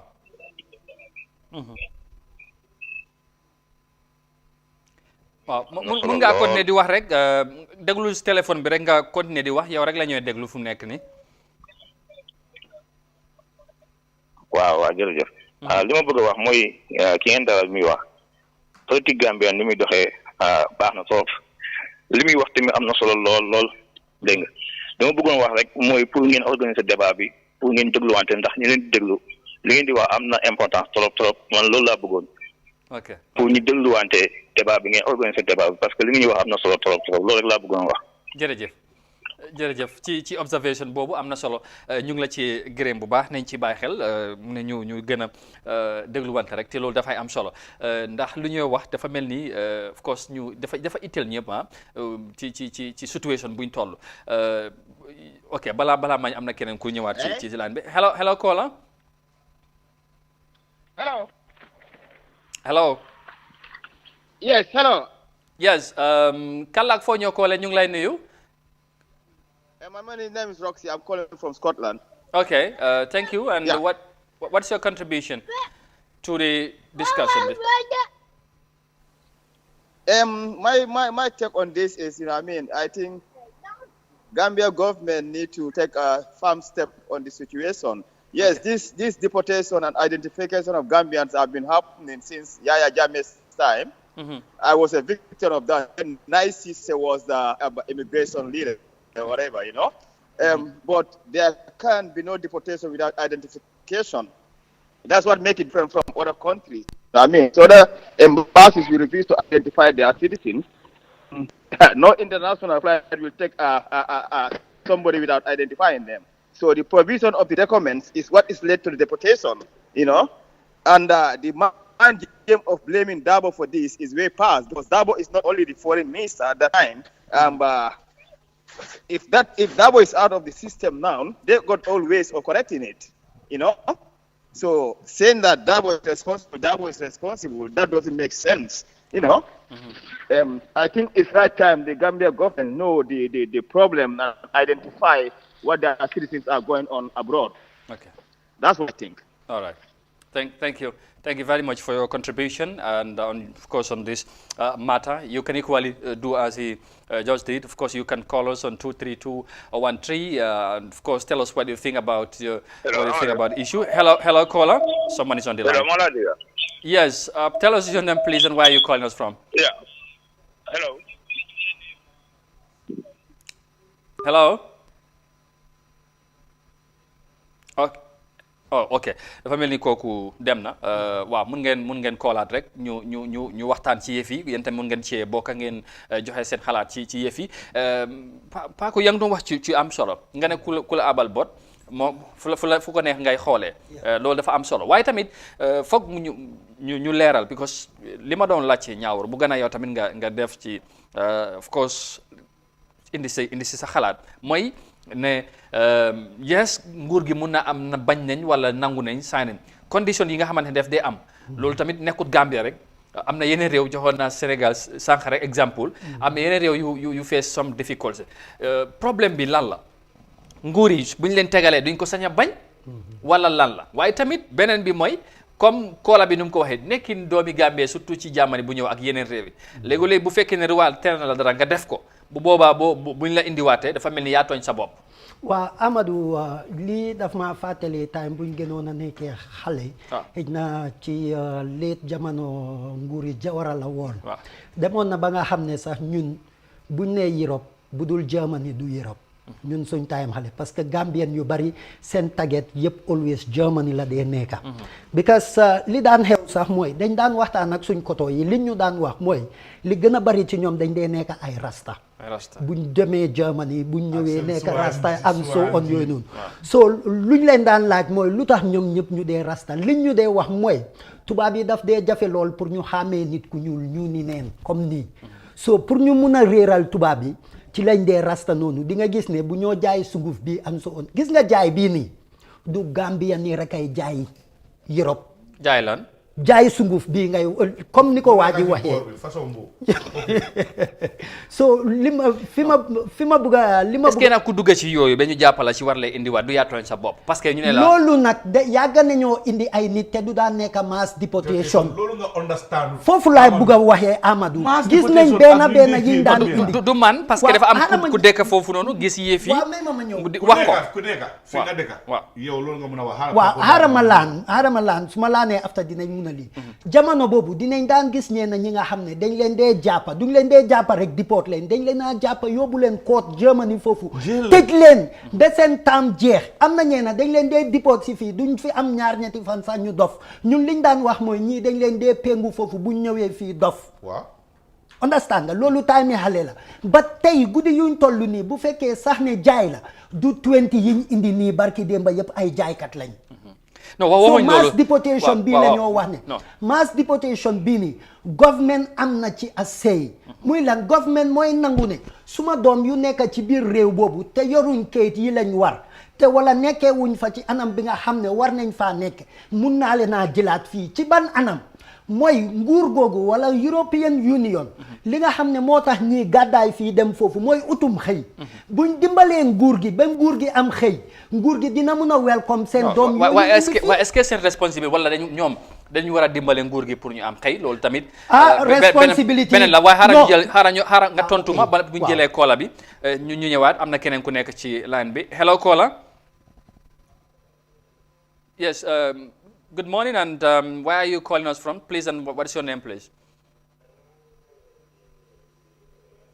ok yow la kan maa ngi tudd Alaaji waaw Alaaji nga foo ñoo koole waaw maa ngi Lamin so man li ma doon contribute mooy ne you know this culture of silence dañ ko war a bàyyi because the government is not coming out to tell the public exactly what is happening because to the safara taxul mu lakka sa gémmiñ at least su fekkee ne façon yi xew na government dafa war a ñëw plainly mu explainal public bi population bi you know because they are there for that te war nañoo ñëw ñu wax ñu li xew dan blame yi di ko politicize this is not about politics this is about our country and our people so gars yi dañ war a try daal ñu jéem ñoo wax li nga xam ne moom mooy lu set you know dañu bàyyi politicize everything that this country is involved in you know because deportation bi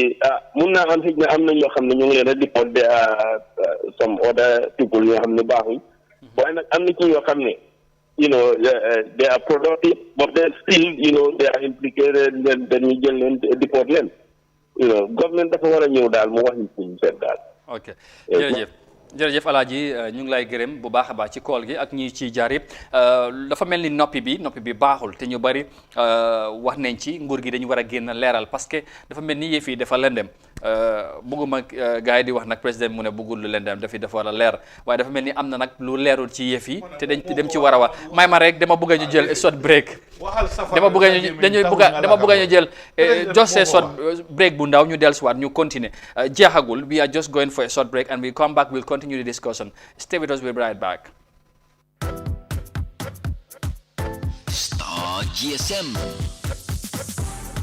Star GSM fele promotion bana fena molye minul be mararing tanko bundala Gambia banko kanjang minu buko policeol armed forceol immigration customs anil lanjurtol datalar bala keta smartphone la minka sannu wini woro wala sang wini woro doma isa soto minka sannu wini woro sang wini lu minka sannu wini lu sang wini nani manda smartphone doma simple phone fanan minul kasannu kemelula sang kemenani talulu milbe kemenani talulu sang keme sabatalulu ning original techno simple phone minu kasannu keme konontola sang keme woro wala isa soto mobile ambulance odum keme woro doma Star GSM ya tabletu soto le pro dinningol wuli killing keme sey doma isa soto nyin tabletul minu ka sim card uta wili fula keme saba isa soto HD universal remote ul fanam bijele flat screen ul mini yalon ko la receiver be konole 432 lombang wala 43 inches isi soto no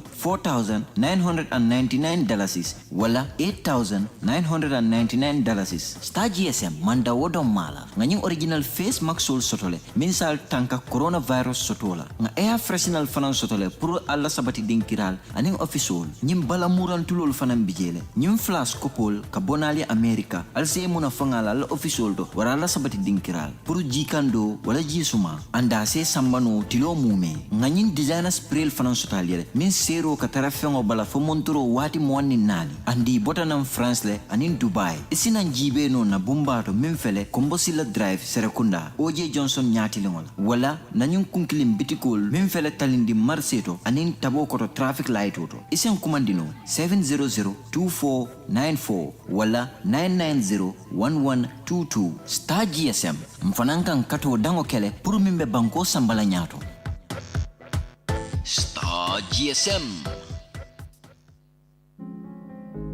The pride we take in our brand, the work we put in to constantly change the landscape and elevate real estate in the Gambia, it's compared to none.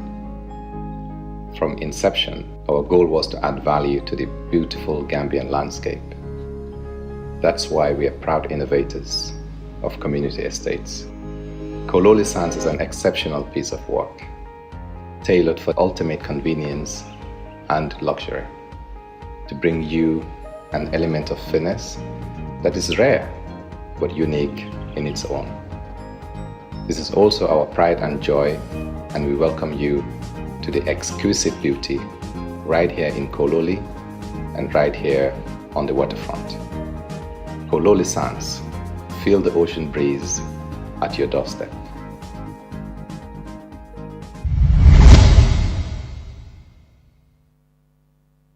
All right, welcome back, new Gary Matland Buba, and thank you very much for joining us. We are still on the extended edition of the Good Morning Africa. Of course, you know, we are talking about the mass deportation of Gambians from Europe, mainly from Germany, because just yesterday, 20 of them were sent back to the Gambia. So, of course, it has been a big concern to many Gambians, home and abroad. People are talking about the issue. What is the problem? What is happening? Who is responsible? And who should do what to tell Gambians what is happening? Of course, many are, of course, accusing of the government of signing an agreement. But of course, we had, you know, from the government in several occasions denying that they have signed any agreement with any foreign country or whatsoever. But of course, whatever it is, Gambians are coming back home. But then that's why we are here to talk about the issue. So ko defee rek comme niñ ko defee woon rek bala break bi dañoo continuer waxtaan bi ak suma gaay waaye yéen tamit mun ngeen continuer di call ngeen joxe seen contribution ci waxtaan bi ci 2323213 ngeen call fu ngeen mënta nekk rek ñu waxtaan ndax yëf yi dafa concern so bëggoon naa dem straight ci Paco waaye balaa maa ñëwaat ci moom rek am na keneen ku dugga ci line bi ñu jël ko hello caller ñu ngi lay nuyu ak foo ñoo callee. Hello, na ngeen def. Jaama rek alhamdulilah kan la ak foo ñoo koole. Man maa ngi koole UK. all right ñu ngi lay déglu lan mooy sa contribution ci waxtaan bi waaw. waaw dama bëggoon a explain comme ñi luñ doon wax noonu naan soo gisee ñuy deport ñi yëpp jaay la nekkoon ne suñ laa deport jaay loo taay. waaw. because président Barrow mus nañ koo nga dafa mus a jaay taay ndax mus na jaay taay nañ ko laaj loolu. ok. loolu dafa war a leer. ok. all right jërëjëf moom loolu mooy contribution am ci yëf yi rek mooy ci nekkin bi lay wax so non loolu moom contribution loolu la laajte ci ni mu ko waxee loolu yëpp def ñoo dellu si waat si li ñu doon wax mooy nekkin bi ndax ñu ñoo dellu si tamit ndax ñu ñoo indiwaat yëpp dañooy def naka su dul noonu loolu tam ma ne la ak yu mel noonu. Amadou loolu tam ma ne la soo ok. waaw ci liñ doon wax mooy ci ban anam lañ leen a déporté back to the country fii nii. kii tamit am na beneen point bu mu indi. waaw dafa mel ni am na ñeneen ñu ñoo indiwaat te fekk du nekk sax. non waaw Amadou bu fekkee sax ne drogue bi moo tax ñu leen di indi. waruta nekk a mass deportation. loolu kon mu doon loi bu bees. dañ fa bari xëj na moo tax. waaw loolu laa wax kon mu doon loi bu bees parce que benn lañ ko doon yëgee fi ma doon waxee mooy nit ku jógee ci sa réew yow nguur gi bi kooku di dem tàggoo la joxoo ko yóbbal fayaloo ko paas xamoo ni mu ko lijjantee ba dem Europe dem pour xosuli pour ñëw teral ay waajuram wala ay mbokkam amuloo dara li nga xam ne loolu ngay def pour nangu kooku nguur googu wala réew moomu delloosi ko ci biir réew mi pour mu ñëw taxawaalu banditisme bi bu baree ci biir réew mi fii yow yaa ko suukar yaa maa dégg ba pare tamit foofu ba léegi am na mbir bi nga xamante ne parce que loolu tamit dafa war a leer naa mooy ma wax nañ ci sax waaye dafa mel ni nguur gi tamit dafa mel ni seen dafa xaw ma nu ma koy waxee ndax sañ-sañ baa des wala résistance lañ amul wala dañu mënut a résister. they no sabi. you know non bu fekkee sax ne xam nañ wala mun nañoo résister li mooy buñ leen tegalee option is either ngeen nanguli wala dimbal buñ leen di jox. bu yomba bi rek du ñëw. waaw gis neen tamit implication yi ci nekk. parce que tamit lu fi jaaroon xam nañ ko wax nga ko nguur Yaya Jammeh daf ko bañoon waaye ñu assistant yu bari yi nga xamante ne daf ko doon am dañ ko stop. te ñu jàpp ne Muri Barrow tamit bu nangoo loolu mooy xew te ñu ngi ci transition. kon yaa ngi nangu li ma doon wax ne ku la abal ay bët fu ko neex ngay xool. exactly foofu laa doon waxee foofu nag condition yi ñoo teg. waaw est-ce que léegi tamit foofu laay waxee léegi ku lay xool bët daf la tegal li nga xamante ne xëy na yow sañoo koo bañ. non boo ko sañee bañ sax boo ko sañee bañ sa doomi réew yi tamit xëy na lu am na yeneen développement yu ñooy enjoy tey. di ko amee ci European Union gis nga si Covid bi rek. ndimbal luñ ci dugal. xëy na ñu ngi war a dem élection dañ ci war a dugalaat seen loxo ci ndimbal government bi. nguur réew waaye lii du barke réew de. ak yeneen. lii du barke réew de Amadou bul ñaar ji. bàyyi naa foofu si lu dee xaaral ma jox la li ma laa wax tamit. ok kon kay. after 56 years of independence. let me tell you something loolu gëmuma ko. if the government is having a lazy leadership and uninformed. lazy leadership si naka. président bi suy jingo saa yu ne. lan mooy dee xew yow gis nga ko si télé man gis naa ko. yaa ngi bëgg a politicize affaire li ma laa wax politicize nga ko ba pare. yow da nga laajte fii yëfi politics. non man laajte li ma laa wax mooy ne Africa fii nii. always I discuss on issues. I'm discussing issues. waaw bu si this is about the laziness of the leadership. laa wax how can a government after 56 years fii there was a time during Yaya Jammeh's time the whole world said then you sanction cut ties with Commonwealth. cut ties with UN. Yaya Jammeh we have a revenue base in this country. luñ dee wax su nekkee reporting bi dëgg la ne Gambia Revenue Authority ak other government agencies yi luñ dee collecte si xaalis. Gambia mun naa soxal problème am yi. non déedéet xam nga loolu doyul waaye léegi may ma jël. not everybody in the world will turn their eyes or their face to you. am na keneen waaye léegi leadership suñ ko amee loolu la. ak ex déporté also xanaa kooku tamit daf doon jaay cocaine nag am na ku nekk ci line bi nañ ko déglu na leer cocaine bi na leer nañ ko déglu ñaaw hello Kola. hello. yes hello ñu ngi lay déglu yow la ak foo ñëw Kole. yes maa ngi Kole UK xaaral ma si soose. ok yow la kan maa ngi ko la. yes. ha ndala taka mu fo ñing deportation ko kabra ko mazara hani say munat na ana baro man sunta na man sekunda ya ñu ko address ya fa mo le ko mbakeri bari lu ngol lu mo le dimbale mu dina nan Gambia ko non ital ba sirin jeto hani pe man sekunda ma fo mana ital muka diam fo pare amanka ko ni molbe mu ka e deport na e ka trata wa fo je wala bandi yaay bo la dol bi je ba do ko wala jeto kati de ko nyaaw bari ba do ko wala jeto ke la wulal ma ko e ka do tara kram mo do dol siloga e ke mu de ke sendina mun dal le kama ni ma sekunda man son pour ni mole muru nang ita muru nang ni plo na finance so airport do ko be jinle do ni ma sekunda man son ita jila nan jeto ala nga to nya fo ñowe ana bro na la mole be ni ko be ko ma ita ba sira ñote ba enjo ka mole be tuba du be ba ma ko kan ikale wulal ma koy ita ke wol na tag dambe do ko man tara mo man tara do kula mo no be da ba ko yaale ni ala dia ni man to na ba be yala ni ko ni bagene inshallah ngale da ba kije adia de ya ko yate. Okay, abarka bake, thank you very much. Mom tamit def ñoo delluwaat fu ñu nekk rek dafa mel ni foofu la ñoo waxee nguur gi dafa war a génn wax mu leer beneen bi mooy tamit mooy ne ñoom ñooy nangu ñuy ñëwaat waaye si yan condition la ñoo nangoo yëf yi si foofu lañ nekk. waaw Amadou foofu lañ nekk ma ne na leer su ne ma ne lazy leadership mooy loolu noonu. You don't have to wait until there is a problem. You want to come and clear issues before. That is proactiveness in politics or in governance. Do muna talk be dara jaahum su hewe nga ñew bugal leral defa leer bala mo lendem do bay bem lendem nga bugal leral lolu day isi yaha halat wax na la not everybody dafa am ñoo xamne xana ma wax la am na ku sia information ak man ne some of these boys then they neka in a setup bo xamne then they integrate liggéey be mu des i some months pour ñu mëna am sen kayit yépp because then they pay tax ko mu ma wone he paid about 12,000 euros. Te lolo so ege si certain at so amé lolo you have a responsibility. German government munul la isi te dañ am right so amul liggéey sax dañ la wara dé fay wër bu nekk because fay nga bobu tax so dañoo bay be lolo wara jegen si pour ñu mëna am sen kay ñu xam ne ñi dañoo ñëw am si right ñu téye leen tëj leen suñ leen téye tëj leen ñu bokkaleen si mass deportation bi isi leen. The Gambian government is not doing enough investigation, but only going in there to identify ñu wara ici lolu mo correct. Okay, lolu correct. Légui da nga dem la seet ñooñu naka la ñoo dëkkee. Thank you. Lu tax lolu mooy ne ñun amuñ consular foofu noonu German. Consular officer yu ndé am German citizens lañ. Am na ñu doon wax sané am na ñu ñoo am na dañoo yónni ay nit. Foofu ñu dem ñu identify.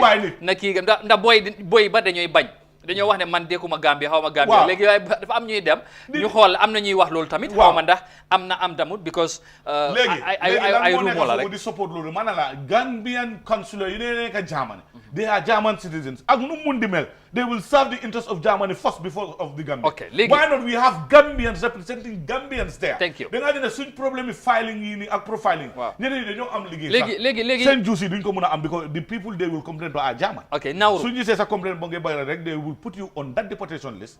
So government have no other option because they will always accept because they want to be fed with the spoon from Germany. Okay, that EU spoon moo war a dama. ñu toog fii ñu bàyyi noonu ñu liggéey. jërëjëf ñu liggéey si loolu. waaw léegi loolu dafa am solo. léegi dama laa bëgg a laaj léegi dama bëgg a laaj government bi léegi xanaa président Barrow bu ñu ko doon deport Germany moom tam dafa doon jaay cocaine. ñu jël suñu last because all deported people suñu ne ñëpp ñu deport time bi doon jaay tay amul xaaral ñu jël suñu cannabis sax du tay Europe léegi because it's legalized in Germany léegi xaaral ñu jël suñu last caller bi ñu ñëwaat de ñu tëj waxtaan bi parce que time bi daanaka jeex na hello caller ñu ngi lay nuyu kan la ak foo ñëw caller where are you calling us from please. Hello. Yes, hello. Jumalo.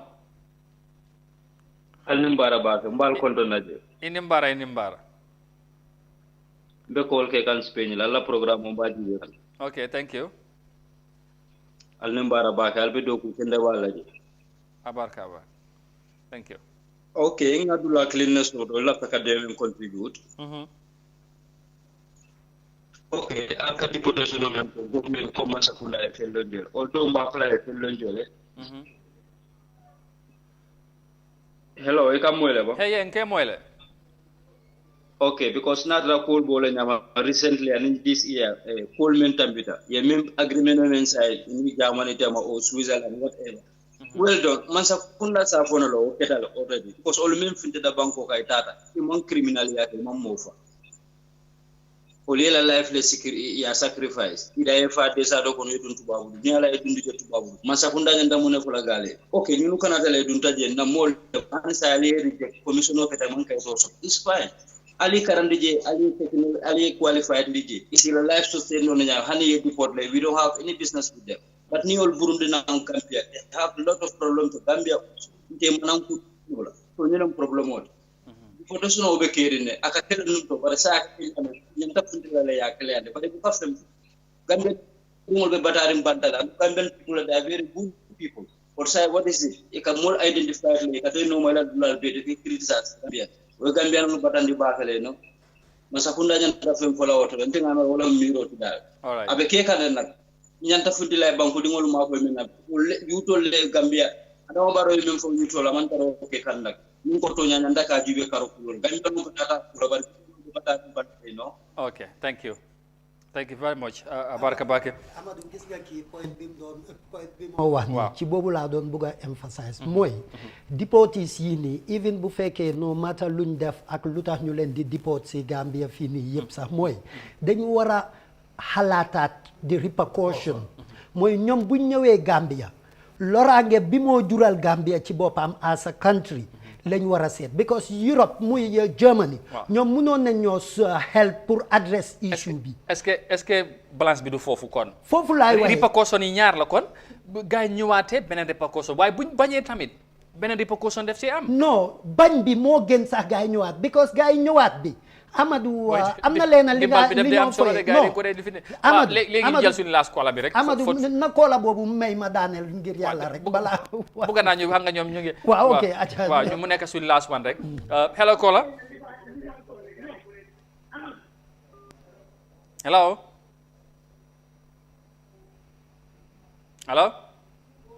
ok dafa mel ni kooku dem na repercussion boobu Amadou mooy lan gis nga ñiñ delloo si nii boo ko seetee ñu bari ci ñoom ndaw lañ te ñun suñ country bi fii li ci gën a bari ci suñ population bi yëpp ndaw la tey ndaw yu stress buñ ko amee ci biir réew boobu jëmam kanam kenn xamut nu moo toll te Europe Germany boobu pour ñoom ñu am jaama moo tax ñu delloo si ndaw yi fii bu fekkee nag ñoom delloo si ndaw yi fii mun naa yee fitna ci suñ biir réew luñ ñoo may nañ ko téye foofu ñun ñu am suñ jaama moo ñoo gënal tey buñ tàggatee ndaw yooyu foofu ñu delloo si leen ci réew mi benn ndaw du ñëw fii di taxawaalu wala sax muy indi réccu ci biir réew mi ñu finance ñu support government bi di nga gis ne ñooñu buñ ñëwee ñu am fi ñu leen a dugal waaye ñooñu buñ ñëwee stress buñ ñëwee tam nga ñëw teg leen ci réew mi fii amuñ fu ñoo duga amuñ ci lu ñoo nekk stress bi gën a yokka Amadou loolu dafa gën a métti léegi yow time may ma rek dañ am déporté case mu rëy waaw loolu waaw ñëpp déggoon nañ ci loolu mu nekkoon beneen mata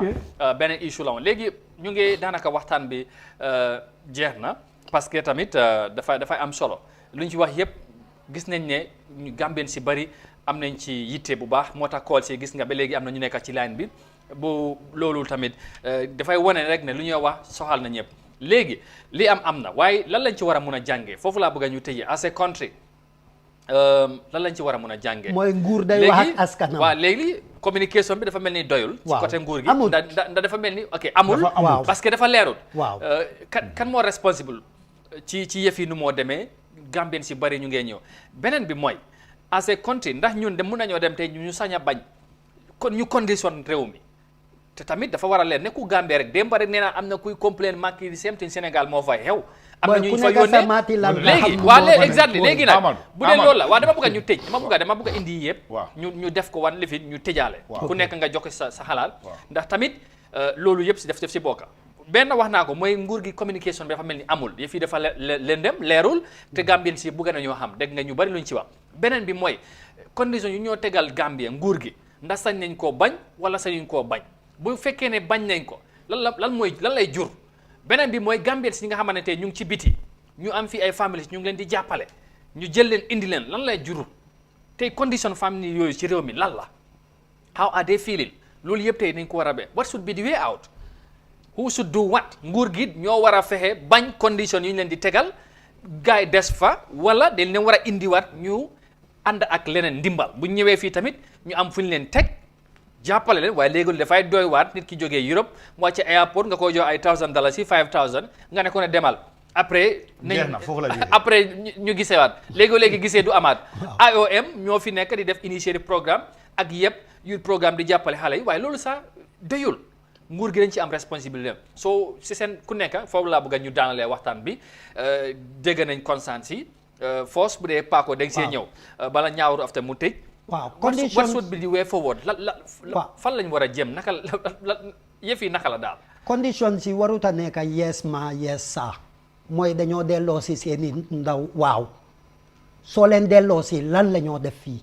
moo war a nekk question est-ce que dina yombee noonu tamit. non kon noonu la mun a demee parce que comme ni nga waxee bu fekkee delloo si nañ leen ci airport bi ñu jox leen benn $1,000 wala benn $5,000 ñu ne la after dinañ gisee te after jooju mooy loolu noonu mooy loolu rek yes saa yes ma boobu la waaye bu fekkee condition si waaw ñii suñ doomi réew lañ duñ leen mun a tere dellu si ci biir réew mi waaye naka la ñoo dellu see ci biir réew mi equip them with skills. nga réintégrate.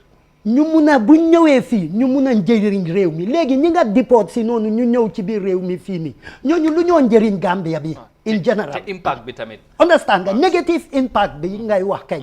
parce que li xew mooy xaalis ba mu fay demee Europe boobu du ko jotaat time bu mu spend Europe foofu ñëw na fekk moromam yi raw ko. yaa ngi maa understand bu ñëwee dafa war a start from scratch lan lay starté from scratch ku amut skills yaa ngi koo encourage sax pour mu ñëw dugga ci banditisme. léegi ñu ngi jógee celebrate 56 years as a country. waaw barki dem boo njaay.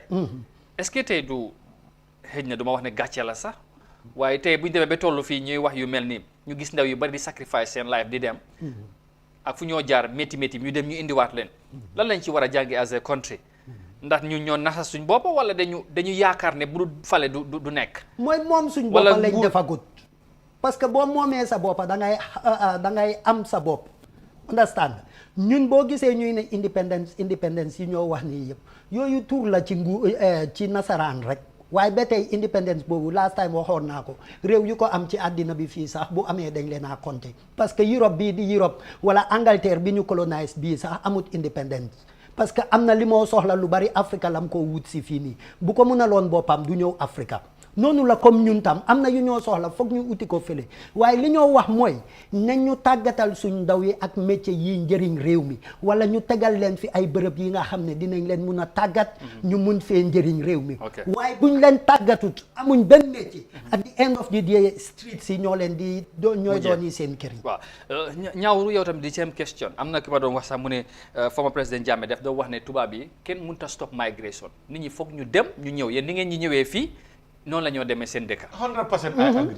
waaw I agree. waaw li nga wax ni loolooy suñ problème ñoom dañoo ñëw fii no condition te am na ñoo xam ne dañoo ñëw fii tubaab lañ dañ criminal dañoo jaay drogue dañ leen a téye. waaye dañ leen a téye respect leen li ma wax mooy ne nañ ut loo xam ne mooy dëgga di nga government information is very important. communication moo yore institution bu nekk loolu su félee rek sa système bi dara du lay dox nañ bàyyi ba problème di xew di lii dafa waroon a reer si askan bi. comme Paco lu mu waxee ay allu toddaat condition dafa war a am te lu nekk yow sa intérêt moo war a njëkkee ba ñu maa ñu ñëw waaye anam bu ñoo ñëwee su ñëwee naka la ñoo réintégré seen life dañu war a am continuous support for a period of time from your government package boo xam ne weer bu jot ñu jox leen ko because ñoom suñ fa nekkee they have support packages for them they are not jailed some people are in prison they are dañ leen dee fay dañ leen dee jox yes because that deportee allude to that moom lu mu doon am si prison bi ak lu mu doon liggéey foofu is more than what the director in the Gambia can get now he is deported he will not get that nde ba pare nañ xool si ñuy ñëw mass deportation bi ñan la seen profile bi bon ñu accept leen ñan la seen profile bi has to do with other issues di different ak drogue ñu leen lii duñ ko jël because this is a human right in doomi adama foo mun di toog mun nga faa am xuloo mun nga faa am problème so yooyu duñ leen mun a jël léegi ban taxawaay la kilifa war a am nguur gi ci wàllum négative impact kilifa yi taxawaay bu ñu war a am mooy impact bi ci ñi nga xamante ne impact bi negative impact bi soo ko seetee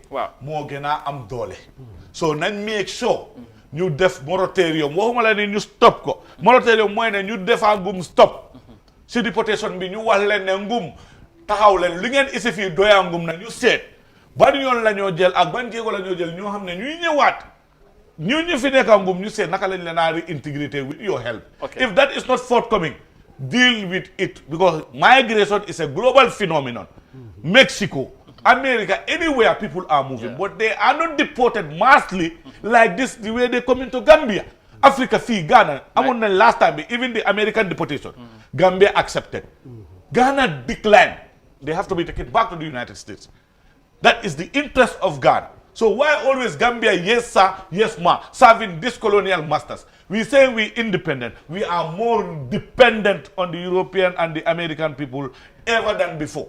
So what should stop that? It's a serious government. The problem has always been the leaders. Policies, the development plan is going to be nationally inclined. And that concept have to be Gambianized. That concept cannot rely on EU and donors. Thank you. Sarah to be, Nyan to be, relying on aid. Sa dom sa soko dundale si Sarah. So moy to du barke sakantuma rew. Jërëjëf. Thank you very much Ñaawru. Fofu la ñoo yemandi waxtaan bi ñu ko gërëm bu baax ci contribution ak ci nim ci mu indi ci waxtaan bi naka noonu moom Abdoulaye Mendy tamit mu ngi ci amoon interest bu mag toppoon na yëf yi tamit bu baax dégg ngeen effort yi mu si def ñu ngi ko gërëm bu baax ci taxawaay bi am na solo waaye yéen tamit ñu doon faree ak ñun di ànd ak ne ñu ci line bi call wala bëggoon a call te antuwul waaye di contribute di joxe seen xalaat ñu ngi leen di gërëm bu baax yëf yi dafa mel ni ñëpp la yitteel gis neen concern yi si Gambien am te yëf yi nañ ko continuer incha allah waxtaan bi yemul fii tey ci guddi incha allah 9 o'clock dañu war a dellusiwaat da ngeen ci ànd ak Mr Abdoulaye Mendy ak ay yeneen gan am nañ yaakaar sax am na kenn ki nga xam ne dañ ko deport wala ci deportees yi dina ci bokk ci waxtaan bi ñu ñëw ñu déggee ci ñoom ñi nga xamante ne lan moo tax ñu jëlee leen foofu nekkin bi dundin bi ak naka la ak lan lañ bugg a nguur gi defal leen yooyu yëpp incha allah tey ci guddi 9 o'clock Gambian time. You can wait for that, inshallah. The discussion will, of course, certainly continue because it's a very, very big issue. It's a big time concern for many Gambians. The repatriation of Gambians from European countries back home, it's a burning issue. You know, it's a delicate matter also. So who is responsible and who should do what? Many are blaming the government for this. Are they responsible? Is there any agreement? Apparently, they said no. They haven't signed any agreement. If that's the case, then why not, clear the air on this matter so that Gambians would know what is going on? Because many of the Gambian migrants are really, coming back home at this moment. But tonight, again, we will continue to discussion with Mr. Mendy and others. Of course, we'll have one of the deportees on the platform to talk on the issue, and you too can have your say later tonight on the program. But for now, we say thank you very much for your company. Thank you so very much for contributing. It was a good time to interact with you, to hear from you and your concern. And this brings us to the end of this morning's, and of course this week's edition of the Good Morning Africa. And we'll be back next week, Monday, God willing, for another brand new week and edition of the same program. Until then, stick around, stay safe, and do have a very, very pleasant weekend. Jërë ngeen jëf fii la ñoo yemandi ak yéen ba next week ñu dellusiwaat ci beneen edition. Thank you very much for watching and bye for now.